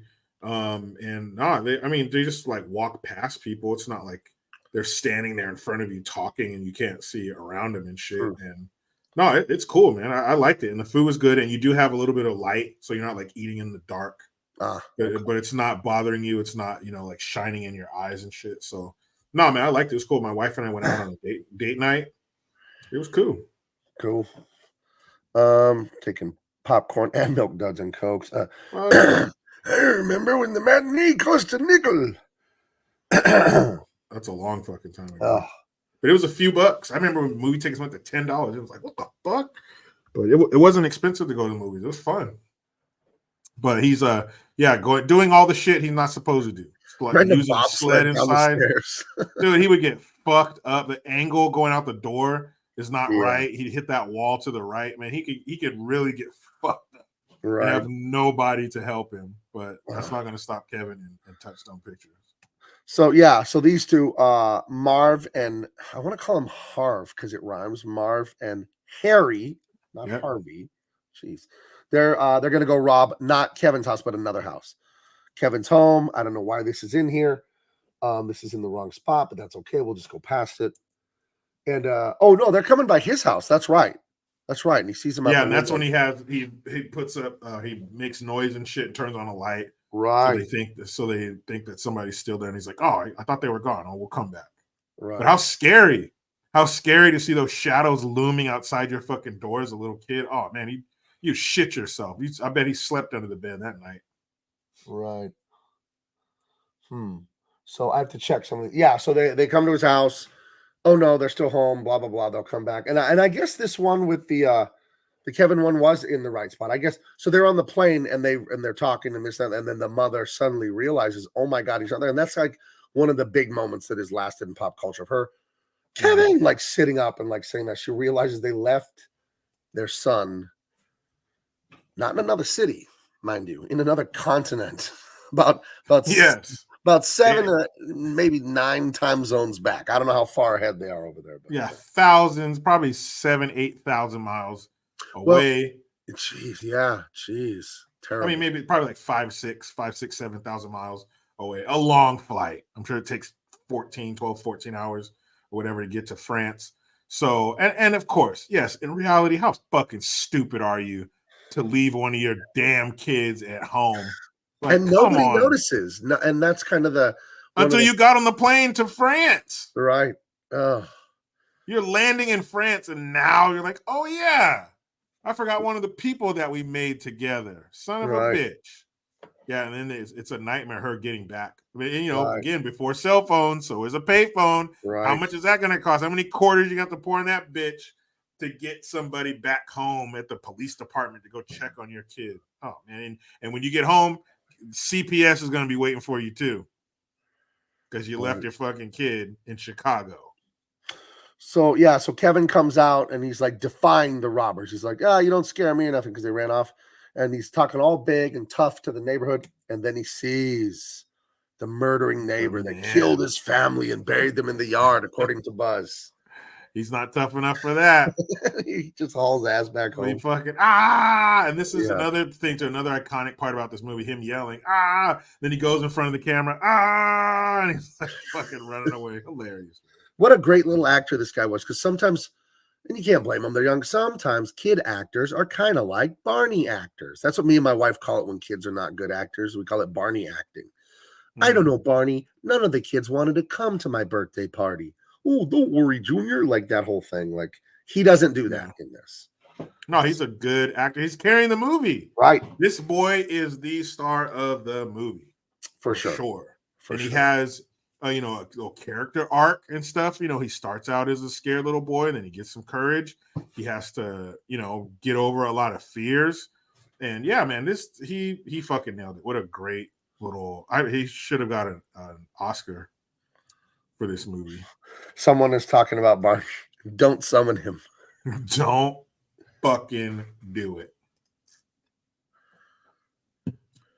Uh-oh. Hey, Barn. How's your holiday? Hey, don't tell me not to be summoned, you fucker.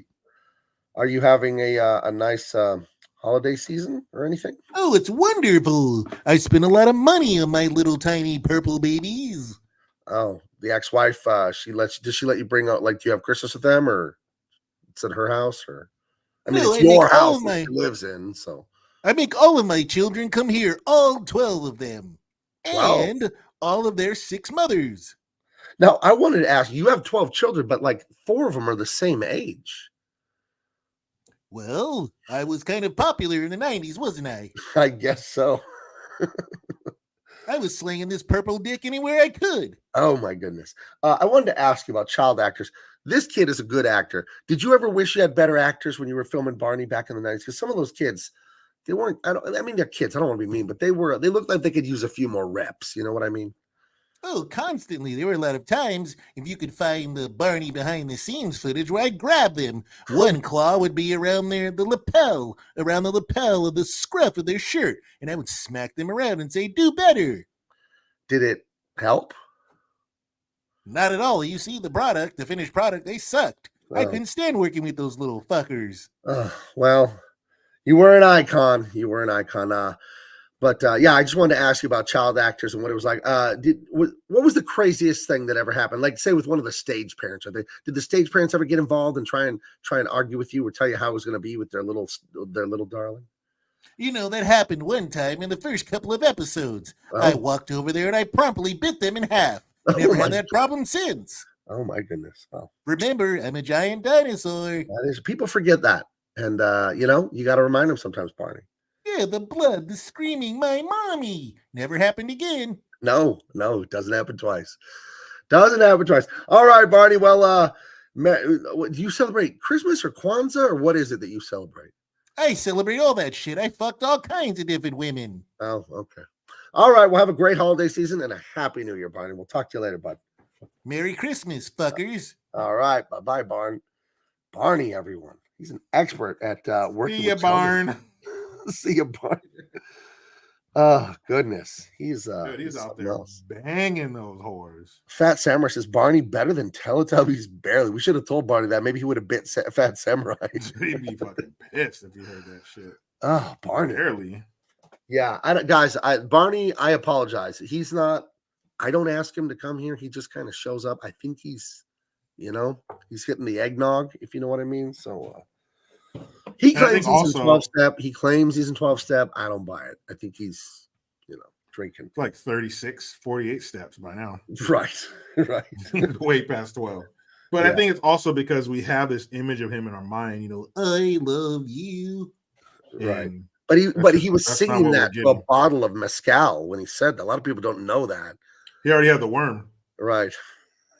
He already ate the fucking worm. And everybody knows in Hollywood, once Barney gets the worm, get the fuck out of here. Right. When it's worm time, it's time to run, Yeah, when he has the worm, you're going to see his worm. That was his catchphrase off camera is, it's worm time, everyone.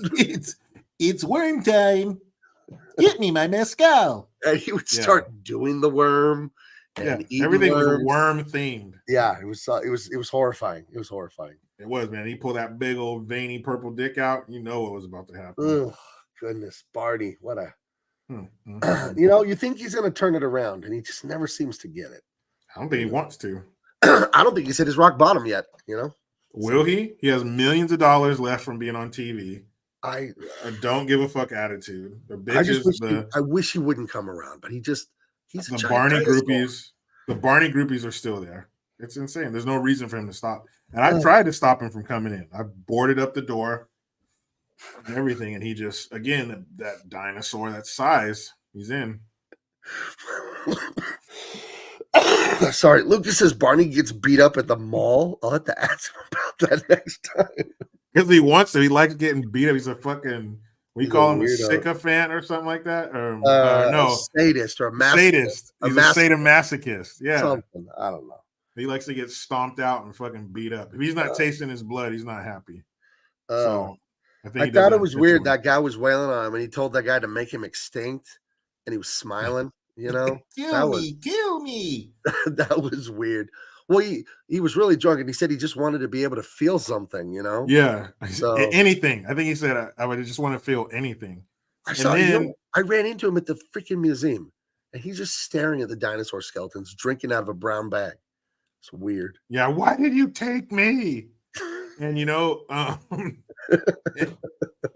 And the people, when they beat him, it tickles him. It's like getting your back scratched. Right. Ooh, over there, down, over. Yeah.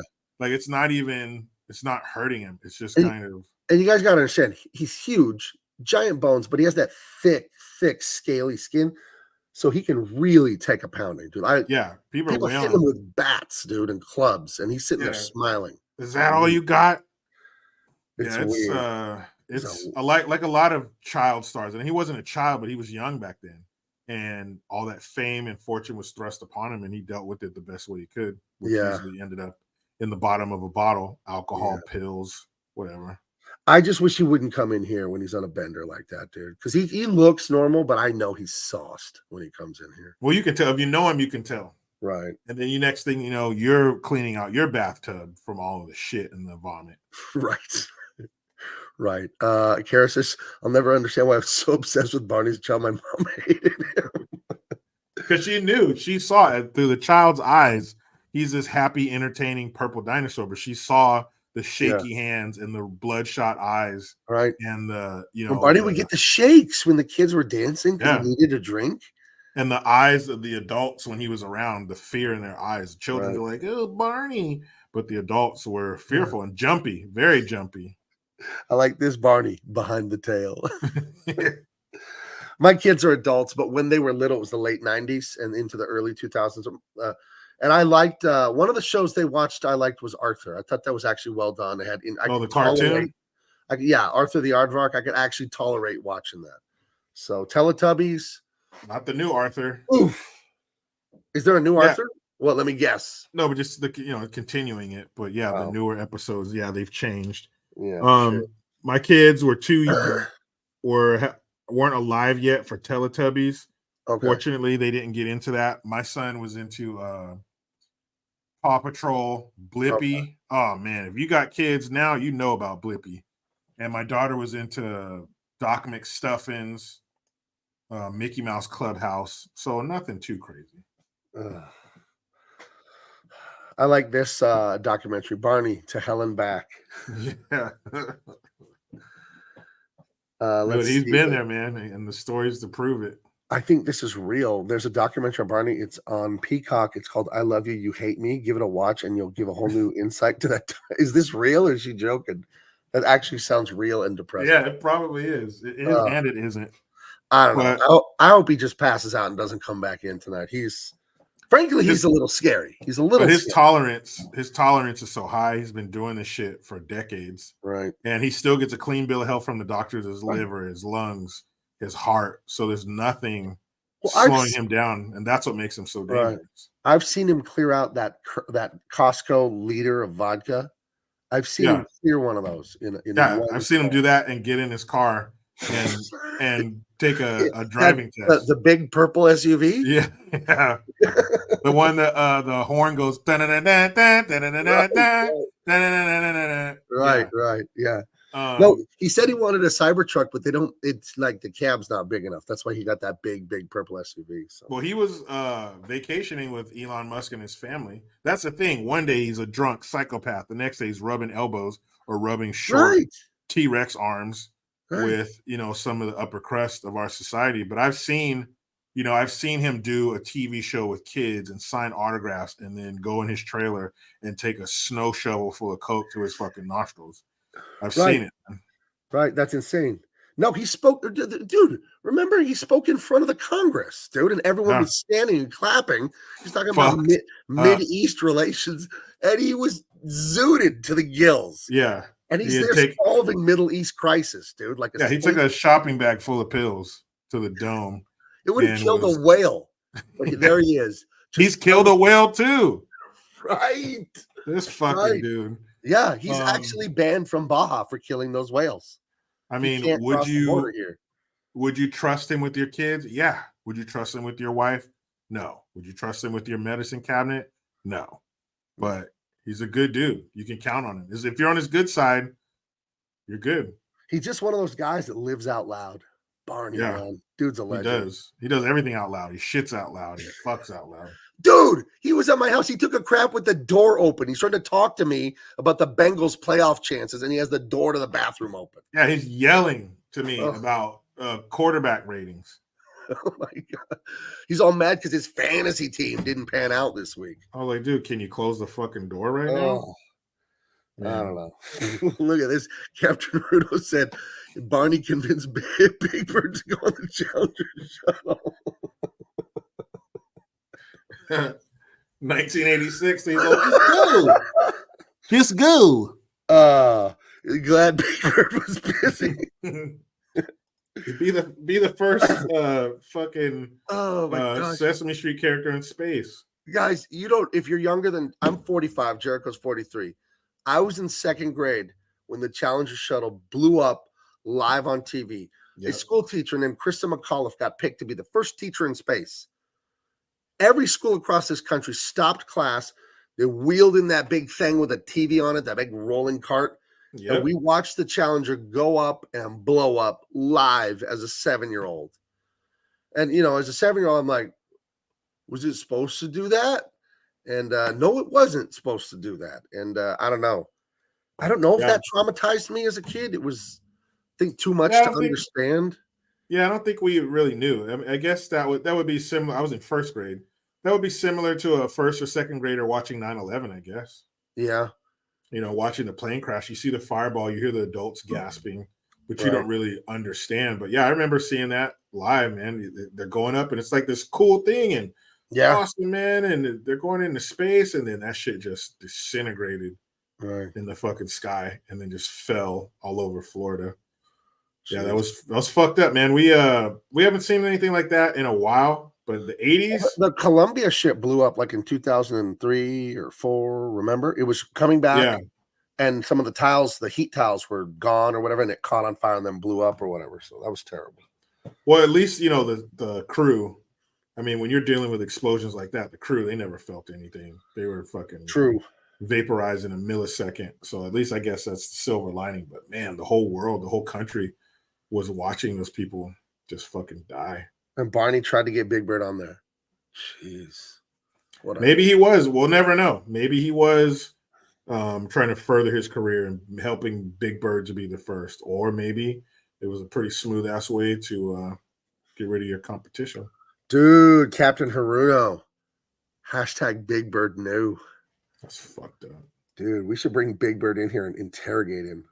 You don't think he was like he knew, like he was behind? Nah, he wasn't. Nah. Like I said, man, Barney, he has a lot of different faces, a lot of different heads that he swaps out on that body of his. One of them is a great guy. One of them, cold-blooded killer. Right. Well, wherever you are, Barney, I hope you're passed out on the couch and don't come back in here tonight. Yeah, you fucker. Ugh. Yeah, I just keep picturing him slamming that like gallon of vodka from Costco and then just getting in the SUV and taking off. And you know he's trashed because what does he say when he says bye when he's trashed? The one word he says, toodaloo. He never says toodaloo when he's sober. Never. That's the tell. Fucked up.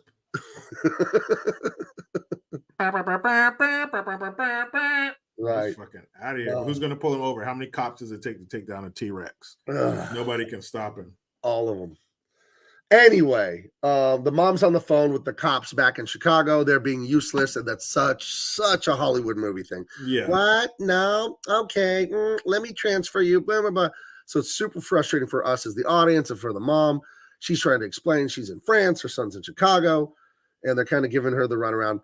They send a cop out there to the house. He's like, I don't see shit, so it's fine. So they leave. Like, yeah, whatever. That's it. All right, bye. I hope in reality they would give it a little more, a little more effort than that. I like classic scene right here. Classic, probably the most iconic scene of this movie right here. He takes a bath, shower or whatever, and he's doing his hair, and then woo woo woo. He's like listening to some old shit. That's another 80s. Early 90s trope is listening to music from the 50s and 60s. Because, I guess the people were boomers who made this. They were nostalgic for it or whatever. But he's seeing, was it, I ain't got a friend, I ain't got a job. And he's fucking doing his hair and stuff. And so he's seen this. He's been watching his dad, shave for years. And after he shaves, he takes some of this, he puts the shaving cream on his face and shaves, and after he always takes the aftershave and puts it on his face like that. But what you don't realize as a kid is that shit burns. Yeah. Now, your father's not going to go, ow, or oh, that hurts. So you have no idea that it fucking hurts. But it does, it burns. But your dad's a man and he fucking just burns for a couple seconds. But he learns the hard way where he puts it on his face and he goes, ah, and he screams. And that's the most iconic scene from this movie. If you go up to somebody, and it doesn't matter, it could be a child my son's age or someone our age, and you go, ah, and ask them what movies that's from, Right. they're going to know. It was like all over the commercials and the Tonight Show highlights, and that was an iconic part of the with the aftershave. So. Yeah, and then imagine that as this little kid having to go on all those fucking press junkets all across the country, all across the world, fucking sitting down with these grown-ups. All you want to do is go play. Fuck, right? Poor kid, man. Yeah, poor kid. Weird. So he's snooping around, getting more stuff, and thinks he's found, fireworks, micro machines. He's found a BB rifle. He also found a tarantula. I think that's what's in that tank right there. Yeah, so that's all setting up for later. Smash cut to not Harvey, Harry and Marv. I want to call him Harvey. I want to call him Harvey so bad. They're not in his house. They're in another house robbing it, getting a bunch of crap. He makes his way to the store because he wants to buy, I don't know if he wants to buy food or supplies. I don't remember what he's buying. But he runs into the old man. Yeah, he's buying food. Right. And the old man goes to pay for something, and he notices the old man has a bloody hand. So this just increases the legend that this old man is a murderer. Look how small he is. Right. He's a little. Now, I imagine he's older than he looks, because if I'm guessing, someone this tiny is 8 years old. But the story doesn't work if someone's 8. That's a little too immature. I'm assuming he's supposed to be 10 or 11, right? Like a fifth, 10 at the old, like 9 or 10 at the oldest. Okay. Because like 7 or 8, he'd still be like eating his boogers or something. Like he'd be too little. Yeah. So maybe like 8 or 9, I'd say. So yeah, things don't work out. He's headed home, all sad. You can just hear the sad like Charlie Brown music. But look at this is all this stuff is everything he's learned from his parents. Right. How he wraps his scarf up and bundles himself up to go outside, and how he pays for groceries and stuff like that. Like this is all stuff that he's learned from having good parents who provide shit for him. Right. Yeah, I don't even want to think about how much the fucking groceries were. I mean, my goodness. You probably got out at $20, got to get help from, you need some help with your groceries, to load up $20 worth of groceries, man. I mean, he's probably killing it. So here's a fun thing. The bandits, the bad guys, they were at this other house robbing it. They're getting in the car, and there's an important thing here from Harry to Marv. He tells him, why did you plug the sink and flood the house again? Because if you do that at every freaking house we rob, they're going to put 2 and 2 together and figure out we did all these. But Marv, the dummy, he's like, it's our signature, man. It's like, it's our move. It's the way we, like an artist signing his work or whatever, it's, And shout out to him. What a fucking great part that he played, man. Yeah. Fucking Marv. Yeah, he's very Classic much character. like the IQ of a turnip or something, but that's what makes him fun. And here's what we get. He's walking home all sad, and he runs into these guys, and they ask him something. I don't remember what they ask him, but he notices, ding, the gold Two-Fist. That's right. That's right. Let's see. So he notices the gold tooth, and they notice who he is. So he runs, and he sees a church, and he hides outside in the nativity. And if you look on the right, there's a green cloak there, and that's him. He dresses up as one of the wise men or shepherds or something like that. Yeah. In the nativity. Clever little kid. Yeah. If I wonder if a nativity like this would last nowadays, or would Antifa people come and knock it down and light it on fire? Well, they would put a pink wig on baby Jesus and put a little Trans Lives Matter t-shirt on him, and destroy all the men, and then put Mary up on a pedestal. You go, girl. Right. So back home, lights on, and Kevin is scared of the wet bandits. So and to me, this is so much fun, because this is kind of shit you would dream of as a little boy. He sets up like a record player with a rope, so to like move these mannequins' arms. They came from the basement. They showed the mannequins earlier in the basement. He also has the Michael Jordan standee that we saw in Buzz's room, and he has all this stuff So in the windows, it looks like there's people moving, and he's playing music and playing a movie on TV and all that. And these two are like, looks like people are home, even though they're supposed to be in gay Paris. Yeah. And then he happens to be watching the best Christmas movie of all time with George Bailey yelling at Mr. Potter in The Office. If you haven't seen It's a Wonderful Life, what is wrong with you? Go and run and watch it. Yeah, what the fuck you been doing? I've never seen it in the theater, obviously, because it's from the 40s, this movie or whatever. But Coronado, that's where the Navy SEALs do their training, and there's that, the Coronado Navy base and all that. There's a city there in San Diego. It's an island. Coronado's a little island in the bay there, and it's a $1 million homes. It's a really exclusive place, but there's a little community, little like private movie theater there. And I saw on the billboard outside they had It's a Wonderful Life. They're going to be playing it at Christmas, so I want to go check that out. They had it last Christmas. I think they're having it again this year. So That I want would be cool to see that in the theater. What is it you want, Mary? The moon? Oh, lash around and bring it to. I'll pull it right down to you, Mary. He's got the coldest line ever, like just the most suave pickup line when he's talking to Mary. He says, "Well, if it wasn't me talking, I'd say you were the prettiest girl in town." I was like, "Damn, that's a good one." Jimmy Stewart. Right. Fucking awesome, man. I think he flew dozens of like bomber missions and stuff like that. He was like a decorated World War II bomber like pilot and stuff, and saw dozens of guys die on flights and things like that. Like I was reading about his World War II service, and it was an intense, man. Yeah, intense. I read about another one about George Bush Sr. was a Navy bomber in the Pacific. And I can't remember the exact details, but American history would change if he had died in the war. And his bomber got like shot, I guess. I'm putting this together from an old memory. And he completed like the bombing run and then bailed out because the plane was not working very well anymore. It was going to crash. But he didn't bail out before he completed his like bombing run. And then he ditched and like was in the water, and he had to be saved by a ship or a boat or something like that. But like, just think if he had just died as just some, just some sailor or just some Navy pilot, then I don't know. He would never been president, never been in the CIA, never been Reagan's vice president, none of it. We'd never have Bush Jr. Completely different if he hadn't been saved. I think that's crazy to think about.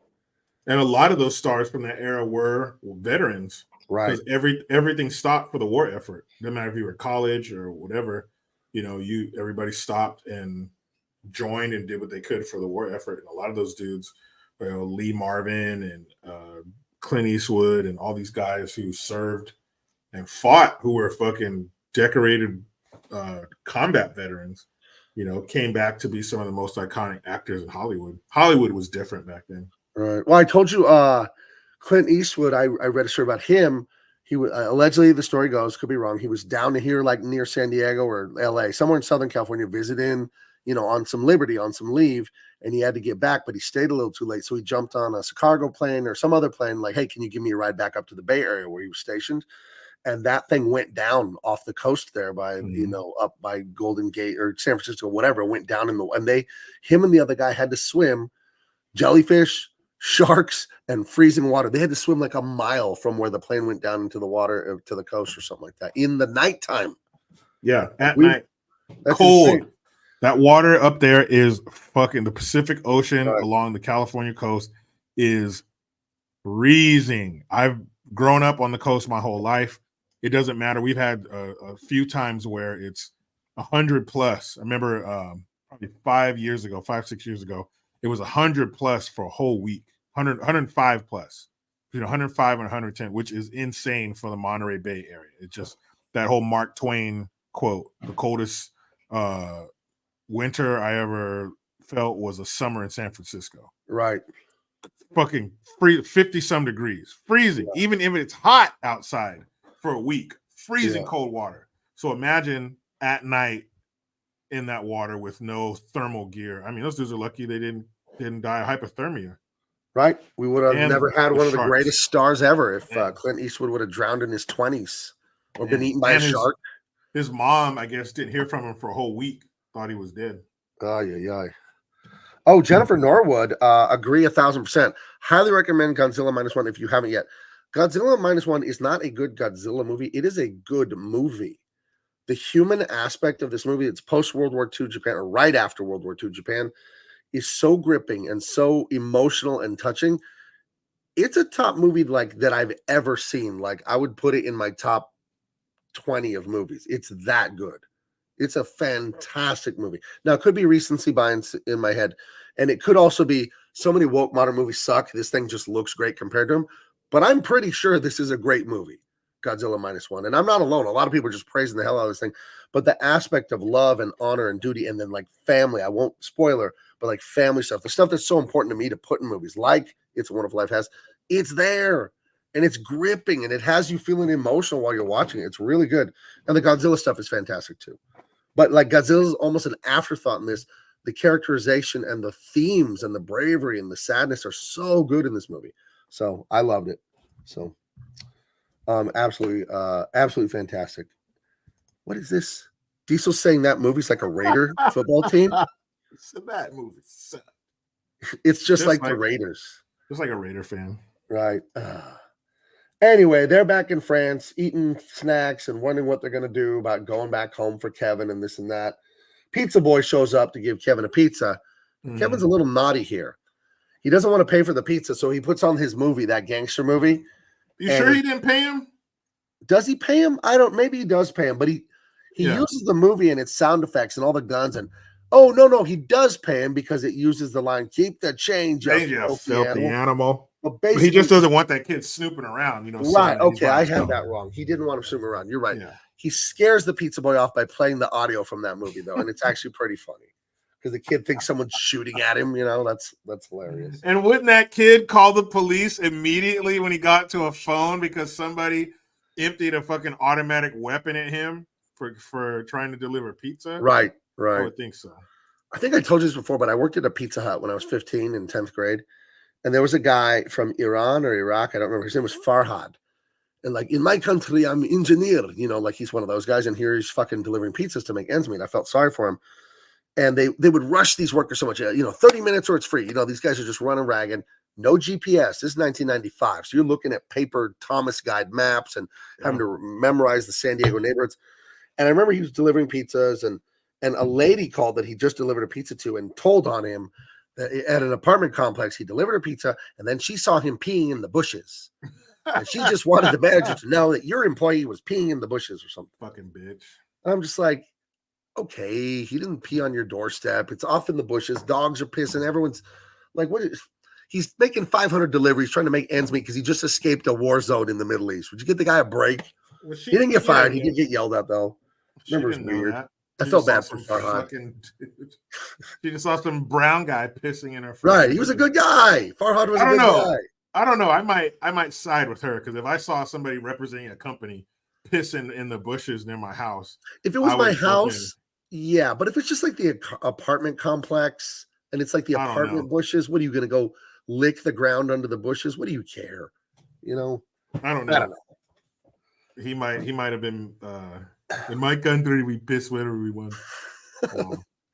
Sorry. In my country, doctor always piss in bush. No, sorry. Not here, player. We got bathrooms for that.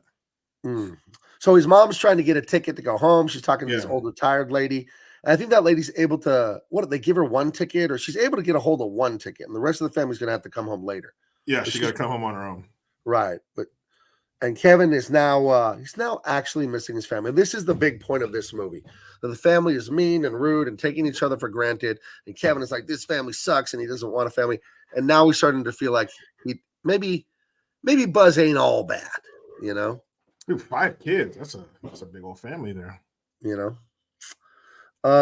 Goes to the store, he's doing laundry, he's just a little man of the house. Go back to the right here. So he's got some laundry detergent, milk, orange juice. It's like the mac and cheese, some bread, toothpaste. Like you're already $50 in Biden's America. Yeah, man, you're already fucking $50 just for that little bit of shit I named. Ugh. Man, I'll take those 1990 prices. That's for damn sure. I remember when I first got married. I was, this is the late 90s. My wife and I would go to the grocery store once a week and fill the cart above the rim, the entire shopping cart, $100. That was our budget every week. We get everything we needed and fill the shopping cart for $100 a week.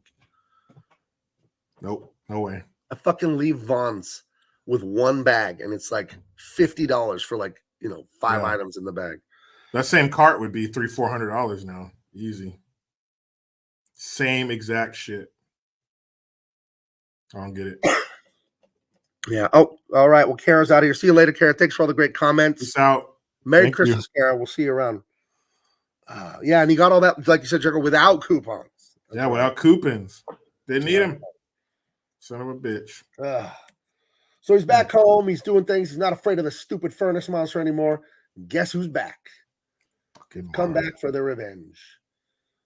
He tries this trick again, playing that, to scare them off. Mm-hmm. And he sets off fireworks in like a kettle there or whatever. Kind of scares him. Mom is still working, getting her ticket to come back. Oh no, she's back in America now, right? And she's gonna get a ride. She needs to get to Chicago. Right. Where I don't remember where she lands, like Milwaukee or just somewhere. I don't know. She lands some shit. a day's drive away. And the great John Candy, who, if you're young, you don't know who this guy is. He died in the mid-90s. Yeah. Dude was so funny and so likable. But he was down in Mexico filming some movie and I guess died of a heart attack or something like that. I don't know, poor guy. Yeah, he died in 94, 4 years after this. Wow. So it's going to be 30 years since he died. Goodness. He was really funny. And Dan Aykroyd, what a fucking team, man. Yeah. He had a cartoon in the 90s called Camp Candy where he was like he was a camp counselor. It was on for like one season. I liked it. I don't know. It was just like little kids' adventures at a camp. So anyway, Marv and Harry, not Harvey, trying to break in. But he is gone. Now he's gone to Santa. Okay. He's gone to Santa and he wants to ask Santa, is he trying to wish for his family back? Right. That's what he's trying to do. He said, maybe I'll ask Santa. Santa will give me a wish for Christmas, right? Is that what he's doing here? Yeah, I don't want any presents or anything like that. I just want my family back. And it's like putting out a cigarette and shit. Yeah. I know you're not the real Santa, but maybe you can get a message to him. Right. So he is very precocious and mature, I guess for his age, but he's still just a little 9-year-old kid. Right. Also, John Candy and McCullough Culkin were in Uncle Buck before this. Oh, I've never seen Uncle Buck. I've heard it's great. Loved Camp Candy. Oh, yes. I was a fan. And then he walks by the church again where he hid in the nativity scene. And here's another part of why this movie is great, because they actually can talk about faith in God in a good way. Remember that? Yeah, not as this overbearing, strict, mean, unforgiving thing. Yeah, it was spoken of in a positive light, much different light. Right. Yeah, for sure. And when he goes into the church, he's there, maybe he's going to pray, bring my family back. And guess who he runs into? The murder man. But it's not. He's not a murderer. And they sit and talk. And the old man spills his guts that he's really sad and he's alone because I guess he's a widower. But his son and daughter-in-law, I believe it's his son, or it could be his daughter and son-in-law. I don't know. One of his children, their spouse, and the grandkid and all them won't talk to him. They had an argument. They had a falling out. And they haven't spoken in a long, long time. So he's just a sad old man sitting there shoveling snow, living by himself. So you kind of look at this from two ends here. Kevin hated his family and said he wished he never had him, and he's alone and sad now. And the old man is living with that he had a falling out with his son or daughter and the wife and the kid and all that, and he's suffering really badly. And when people are estranged, and it happens in a lot of families, it's happened in my family and everything. It is really sad. And people get really hurt feelings and they don't talk for years. And sometimes they die before they ever reconcile. And that's a freaking tragedy. Because we can only imagine how you would feel if you didn't talk to your whatever, fill in the blank, for years. And then they pass away and you guys never patched it up. It's really sad. Yeah, so, in the grand scheme of things, what you were mad about didn't mean shit. Right. And, I heard a guy talking about that a guy who gives a lot of psychological advice and stuff.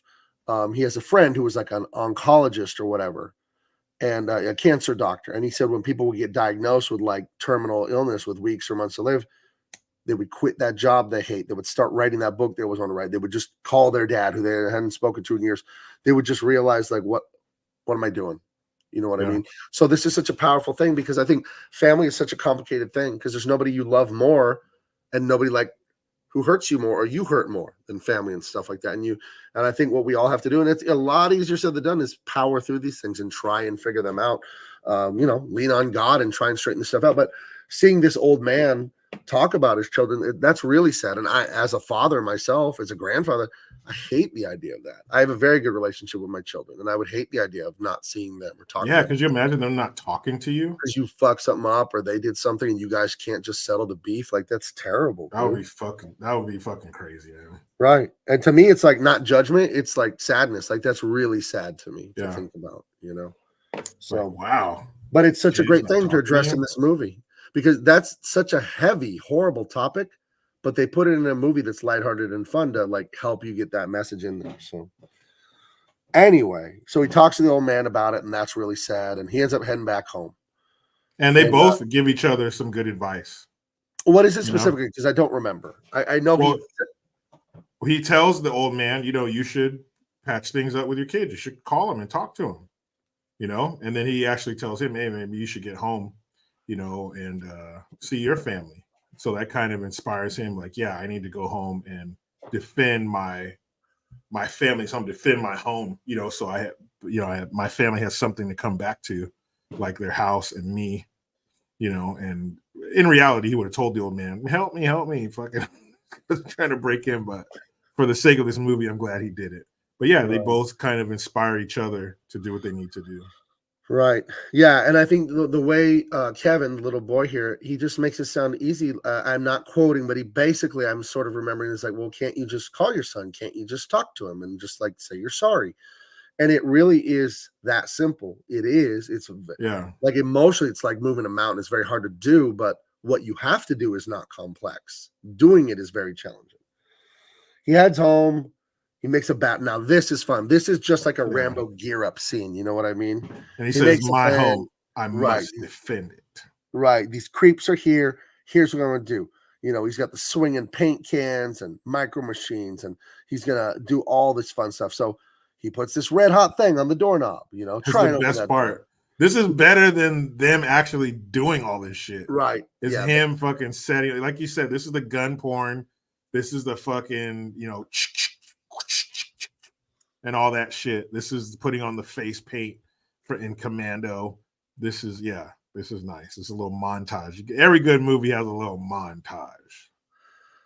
Remember Micro Machines and that guy who would do the voiceover for the commercial? It was like the Guinness World Record holder of fastest speaker or something like that. I wonder what else that guy does. Probably that's it. Fucking goes to like Comic Cons and shit or commercial cons for people in our age group. And he's fucking always saying Micro Machine shit. Like, that's product placement. That's not there were small cars called Micro Machines. There were a company that made a car called Micro Machines. It was a toy that was very popular in the late 80s, early 90s. They were dinky little cars. Tiny, like an inch. Yeah. An inch or two, like not even 2 inches. No, they were itty bitty cars. Yeah, they were like an inch long. They were micro. Micro Machines. Put a little button on it, and the doors would open and shit. Like, it was crazy. I had the car, the 18-wheeler with the trailer, the car trailer on it that held them and stuff. The little Micro Machines, you know, little gas station setup. It was a shit, man. Captain would rather step on the broken tree ornaments. That's coming from Marv than a nail. I don't know, man, because then you're getting like shards of whatever glass shit they're made of. That's a problem. At least just one nail. I stepped on a nail when I was like 7 outside in a 2x4. I was just wearing those foam 99-cent slippers, you know, the thongs from the dollar store. Right into my foot. Oof. You got to get a tetanus shot? Yeah, I did. Yeah. So anyway, so this is like the fun part of the movie. This is the crazy part where the bad guys are trying to break into the house. They all set up, heating up the door, tarring up these steps. Disgusting. Putting cock on this caulk. We have to pronounce the L. So putting caulk on the saran wrap. Yeah. And then I sitting down for a delicious plate of mac and cheese. I wonder if he got that at Pasta Mania. Say it. I hope so. If he wants Pasta Mania delivers. Deliver anywhere, man, from Florida to Chicago. But he's even saying his grace. Right. You know, look at the angels there. Yeah, there was a time where religion wasn't fucking horrifying. Jennifer Norwood, she stepped on nails as a kid that had to get a tetanus shot. I love that this is a thing. When I was in 9th grade, I wrote a report on tetanus and how it works, and it's actually kind of horrifying if you get full-blown tetanus. You can look it up. I'm not going to go into details, but I wrote a few reports in my health class on different diseases. And the C. tetani virus, you do not want to get that. And it's a myth that it comes from rusty metal. It could be anywhere. It could be in the dirt. It could be like anything. That's just like a thing they say that it's from rust. It has nothing to do with rust. It can be on a rusty nail, but it can pretty much be anywhere in the dirt or anything like that. Fortunately, I think, I'm not a doctor, this isn't medical advice, it's extremely hard to get tetanus. So, I don't know. You have to like eat a fucking bag of potting soil or some shit to get tetanus. Anyway, I still remember writing the report about people being intubated and all this stuff with their stomach, and it was terrible. Doesn't it like make your jaw lock up or some shit? They say it can, yeah, like lockjaw and all that. So, anyway, he's enjoying his din-din. The bad guys are coming. He's got a little Bruce Willis to him here. I don't know why he's reminding me of Bruce Willis here, but he just the whole yippee-ki-yay motherfucker. He busts that out. Because Die Hard came out a couple years before this, so like 3 years before this, 87 or something. So yeah, this is that shit was fun. I can't remember what he said there, but yeah, man, this is the coolest shit ever. This is the part you loved as a kid. Right. Yeah, so now they're outside. I love how they're tall and short too. Marvin, Harry here. And they're talking crap that we're gonna come in there and we're gonna get you. And they're talking a lot. And then out comes the gun. Dude, right into his ball bag. And that ain't good. So so the war starts. And it's Kevin 1 and Marv and Harry 0 so far. Dude, big time. Oh, and he slips on ice. Oof. Yeah, right. As an adult, these guys are clearly in their 40s. As an adult, you slip on your back like that, good night. You're not popping up. You're not going through the rest of the house. No. You're finished. Your back, the back of your head, your neck, you're fucking done. But I think what's really fun about this for kids is this is very much done like Tom and Jerry, because the stuff that happens to these two would be knocking out teeth and gouging out eyes and breaking vertebrae, but they don't get injured badly because it gets a little like fantasy here. Yeah, like a fourth degree to brand. He basically brands his hand to slip off of those stairs and land on your back on fucking concrete, dude. It's a clothes iron made of iron. That's why it's called an iron. To the face of Marv. From like 10, 15 feet up. Swinging on a rope with that centrifugal force. Dude, that would shatter his orbit bone and like crush his cheek. And your nose, your teeth are fucking gone. For part 2, the scene where he's throwing bricks off of the roof. They had like a trauma doctor, like an ER doctor, like a surgeon, going over the footage, telling you like what would really happen in the damage. He's like, dude. Then he took like 4 of them, 4 bricks from like 5 stories up to the face. He's like, there would be brain trauma. His face would be crushed. Like these dudes would be fucked. But thankfully they weren't. Hey, my fucking gold tooth, you fucking brat. Hey, you little bastard! I lost my fucking tooth in there. Oh shit! Fucking little shit. Yeah, violence for sure. It's fucking hilarious, man. By the way, I hear last year's film Violent Night is supposed to be an R-rated Home Alone. Jeez. It's a good movie. Violent Night was a good movie. Did that one just come out? It had that Joel like last year or something? Dude, it's a good movie, man. It's about family. It is, believe it or not. Cool. It's a good movie. But yeah, these dudes get fucking worked. I mean, this is right out of Tom and Jerry. Like he touches the red hot doorknob. Yeah. Fucking love it. And then he steps into the fucking butane torch, just fries him. And I had to get this next shot because that hair on his head is hilarious. That's 4th degree burns. Imagine how much that would hurt to have your hair burned off like that, the exposed skin. Dude, you would be in excruciating fucking pain. Oh my gosh. They power through it. Right. They power through it. Oh, and then he walks into the goo-covered saran wrap. Fucking industrial. And then the fan blows all the feathers on him. Dude, that is so fun. So this is like so much fun, this, by the way. And especially when you're little, you're a 6th, 7th grader when this thing comes out like I was. And this is just hilarious too, And Marv asked him, why are you dressed like a chicken? There's feathers all over him. I look like a chicken to you fucking idiot. You fucking jerk. So Marv comes in the window. Right. He stepped on on the light 'cause bulbs or something, the ornaments, right? no, but outside he put the tar on the steps and he had a roof shingle with a nail. So Oof. Marv steps on that and he screams and falls back, bam, on his back on frozen fucking concrete. And he has to take his shoes off, or he walks up there with they show his sock being stuck to it, his other sock. So now he's barefoot and he fucking climbs through the window barefoot on the ornaments. And this is like whatever that is that glass? Oh yeah, ornaments made of glass, but it looks like metal or something. But yeah, you're gonna get shards, hundreds of shards of glass in your feet. One nail, I'll take one nail over fucking, some doctor with like magnifying glasses on trying to pick all the shards out of your foot. Oh, just awful. So yeah, these guys are getting demolished. And then so they're at the bottom of the stairs, like near the entrance, and he's at the top of the landing at the top of the stairs. Yeah. What exactly did you tell him? Like, have you had enough? Or are you hungry for more? Have you had enough, or are you thirsty for more? Right. And of course, they want more. This enrages them, and that gives them a paint bucket in the face, right? He gets a gallon of paint, right? Yeah, and a gallon of paint, we're talking about what? About 10 pounds, 10, 12 pounds? 10 pounds in a steel can, right? So yeah, there goes his bottom 10 row and 12 pounds. Yeah. Jeez. And then he unleashes a freaking tarantula on this guy's face. He just walks up and fucking buzzes tarantula on his face. Oh my God. Imagine filming that scene. Right. And he's going to make his way across to the treehouse across the yard on this zip line with a bike handle. Yeah. And the tarantula ends up on Harry. And Marv has the bright idea that he's going to kill it by beating Harry to death. Yeah. Harry's like, what are you doing, Marv? Because he's coming to because he falls. Right. He gets hit in the face with a paint can.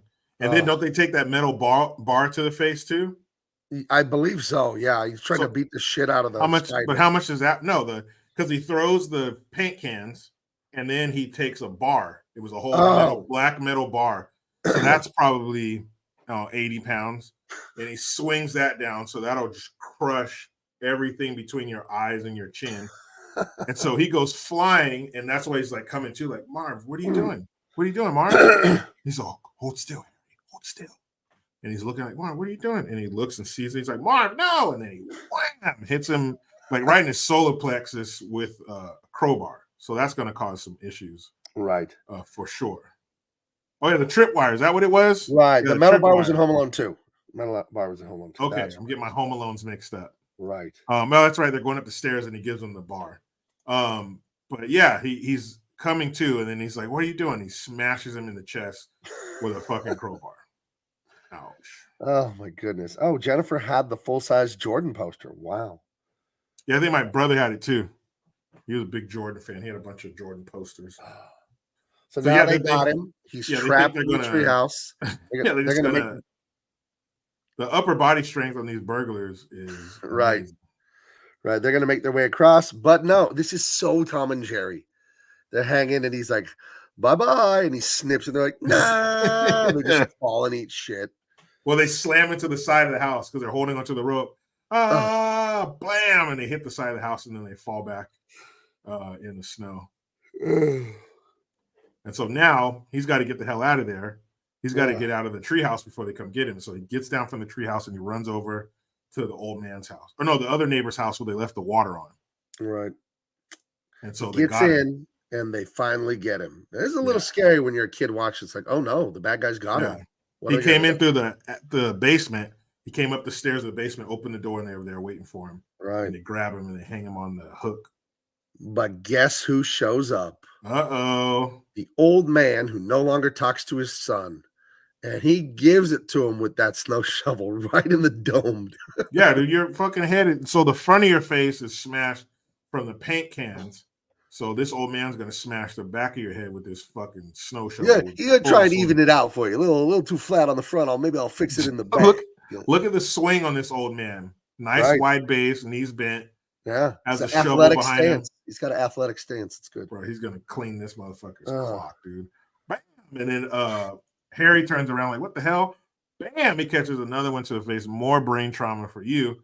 Right. And they fall down, and then the old man gets him down and sake. Oh, and the classic cops show up at the very end. After it's all done, you Right. fuckers. Man. Fucking Marv. And now they're arrested, Yeah. but they've been clogging sinks all over town, as Harry told Marv not to be doing. Yeah. So now they're going to get busted for so many more crimes, as if this wasn't bad enough. He's like, we're the wet bandits. He's like fucking kicking him like, shut up, Marv. It's like, ow. What? Dumbass Marv. Oh, Love Marv. the old man in the combat boots. But he was ready. Dude, he Right. caved his fucking head in with that damn shovel, dude. It's over. I saw a thing on Twitter the other day, and all the men confirmed it. And these are not people I know, but a lady said she was on a plane with her husband, and her husband told her how about as a man you fantasize, if anyone on this plane tries something, I'll take him out. I'll tackle him and beat him up and restrain him, Yeah. And she laughed at her husband. That's silly. Like, why would you do that? And he told her all men think stuff like this. And then she like, hey, Twitter, is this true? And every guy that comes like, oh yeah, constantly, dude. Like, you're in the movie theater, you're at the mall, you're like, if shit pops off, I'll do this, I'll do that. There's a fire extinguisher there. I could grab that rake. I could, like, men are all like, you're not scared, but you do have a little bit of like a hero fantasy. Because I was talking to my wife about being a comic book writer, how I write stuff. And I'm an artist too, but I do the illustration, but like the male power fantasy. I don't think women understand it fully, because I asked my wife, it's like, what do you think the male power fantasy is? It's like, well, to be big and strong, powerful. I said, that's not what the power fantasy is. The power fantasy is, yes, I'm big and strong and whatever, but I use the power to save lives and save the world. That's the fantasy, that I'm a hero, not necessarily that I'm powerful. It's not being powerful isn't enough. It's what I do. That's the fantasy. So this old guy here, he's living out the male power fantasy. Yeah. So if any robbers ever came in there, I'd fuck them up with a snow shovel. Yeah. I'd grab that snow shovel and smack him in the back of the head. Dude, he's living his fucking dream right now. And then even the cherry on top is when Harry turns around like, huh? Bam! Give him two. And then save the kid. It's all about saving the kid. These guys are a means to an end, an exciting means to an end, but it's all about, saving that kid, being a hero. Have you ever been out in public or public transportation or a ball game or anywhere, Jericho, and you're making a contingency plan because someone looks weird or sketchy or all the time? People walking towards you, especially if you hear somebody, if someone's being loud or something like that, you're watching them. And I tell my wife, my daughter this, my son, I tell them all the time, when you're walking up to your car, you're walking up to a mirror. It's a big mirror. You look and see who's behind you. Look over your shoulder every once in a while. Right. Don't look like a victim. Don't be preoccupied with a bunch of shit. Don't be carrying a bunch of shit.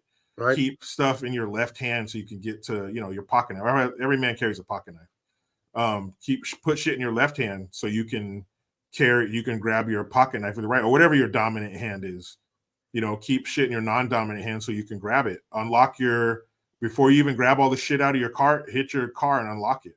So you're not holding shit, trying to shift stuff to one hand. When Just you're always gas, thinking like that. Lock your car when you're pumping gas so they don't steal it from the passenger side while you're over by the pump on the driver's side. Yeah. Lean up against your car so you can look and see around you. Don't have your back turned to shit for too long. Don't lean in your vehicle to grab something. If you do, make sure you're looking around. Yeah. Even the way I get out of my truck, I open the door and I spin all the way around so I'm facing the back of the truck when I get out. I feel like your spin is fine, but the shoulder roll than you do on the ground, that's a little much. That's just showing off. That's how I get out of my truck. All right. You get out of your truck the way you want. I get out of my truck. I know, but the shoulder roll and then the combat. Hey!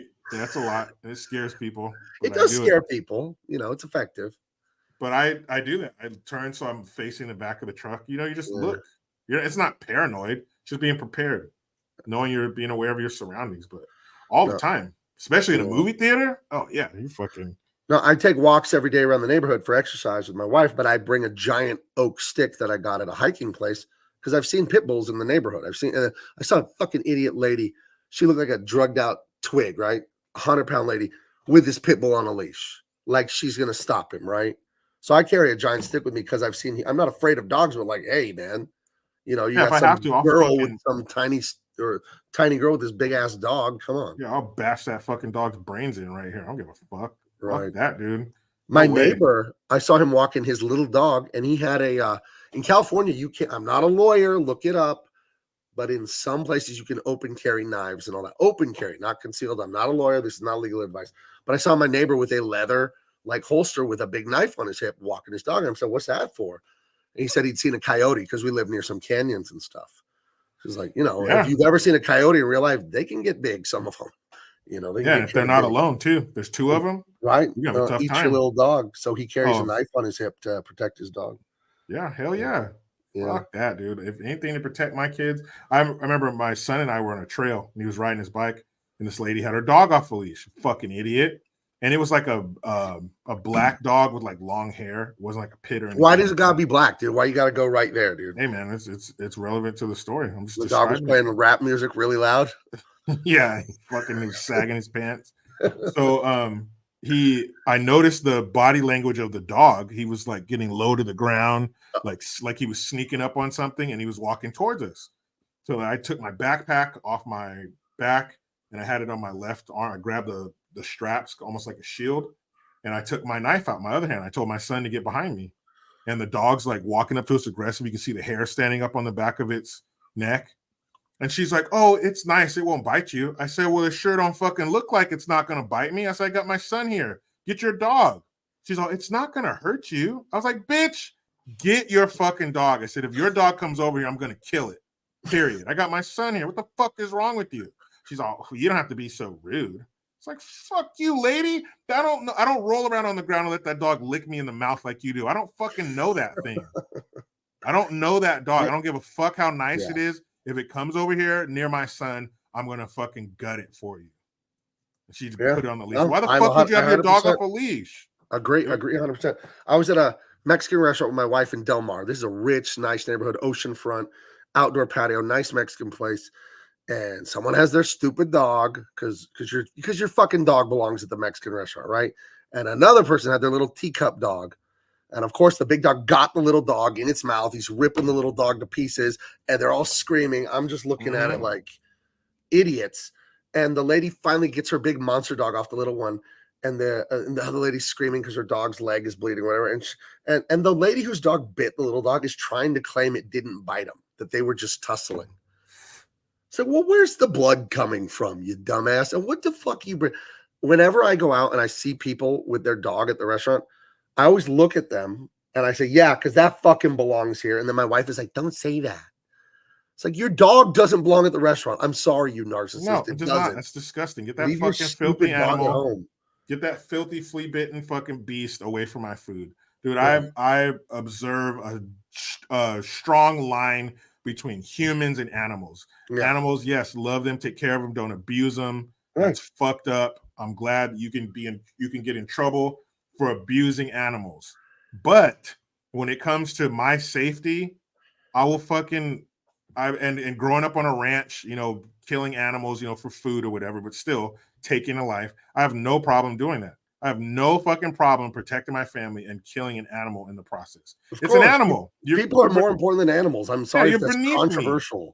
And I'm not going to fucking put myself in a position because, oh, your dog's nice. It's a good boy. Okay. I'll let my guard down and fuck that shit. I'll kill your fucking dog right in front of you. Fuck that. Jericho, you know what the good news is? If you had to dispatch that dog, we would have got you the finest legal representation in California. St. Bernard Sanders. You care to comment on if Jericho had to take that dog down to save his boy, would you be able to defend him, you think?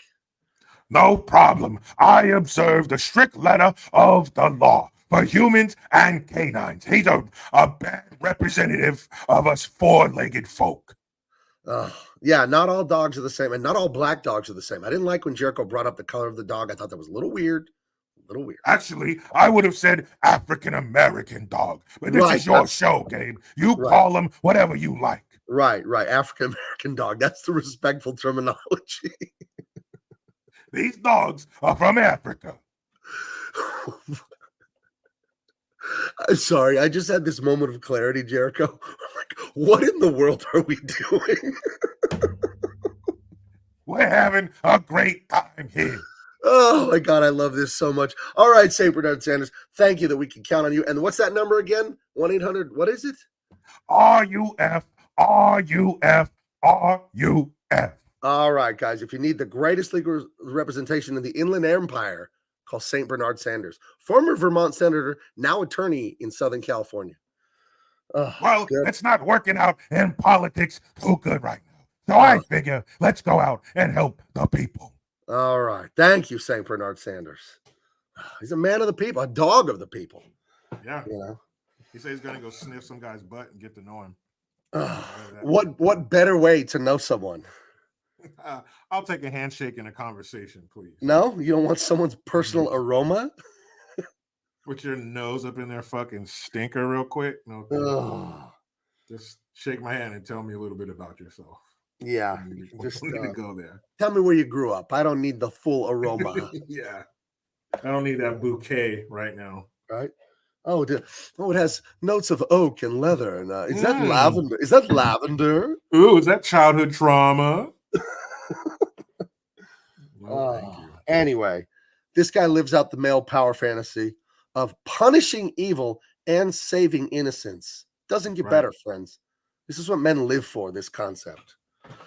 And he just steps over these horrible men. They're now refuse, detritus. They're garbage on the ground. He just steps over them like they're nothing. And he's teaching Kevin, that's what you do. That's what happens to people like this. Right. That's what bad people deserve. You be a good person or you end up on the floor face down, fucking try not to choke on your own blood. Right. So this is not the only snow shovel I have, Kevin. Just so you know. Yeah. You give me attitude, I will smack you too. Right. So the cops bust them. The cops don't know about Kevin because Kevin is off with the old man. Kevin is able to get home without the cops knowing, or else the cops would obviously take him away. Yep. And Mama's sitting there having a heart-to-heart with John Candy, lamenting, screwing up with the family, screwing up with the boy. How can we do this? And we just kind of get to this denouement, as they say. Well, no, not really, but it's really like the emotional point of the movie is we're gonna have reconciliation here. Kevin wakes up again, still sad. Where's my family? Please God, bring them home. But no, nobody's here. Home alone. And yet, still home alone. Looking at the photo, but then downstairs again, and it's Mama. And I wanted to get that one where she's, those tears of joy, hugging her boy. Everyone comes in, even good old Buzz. Good old Buzz.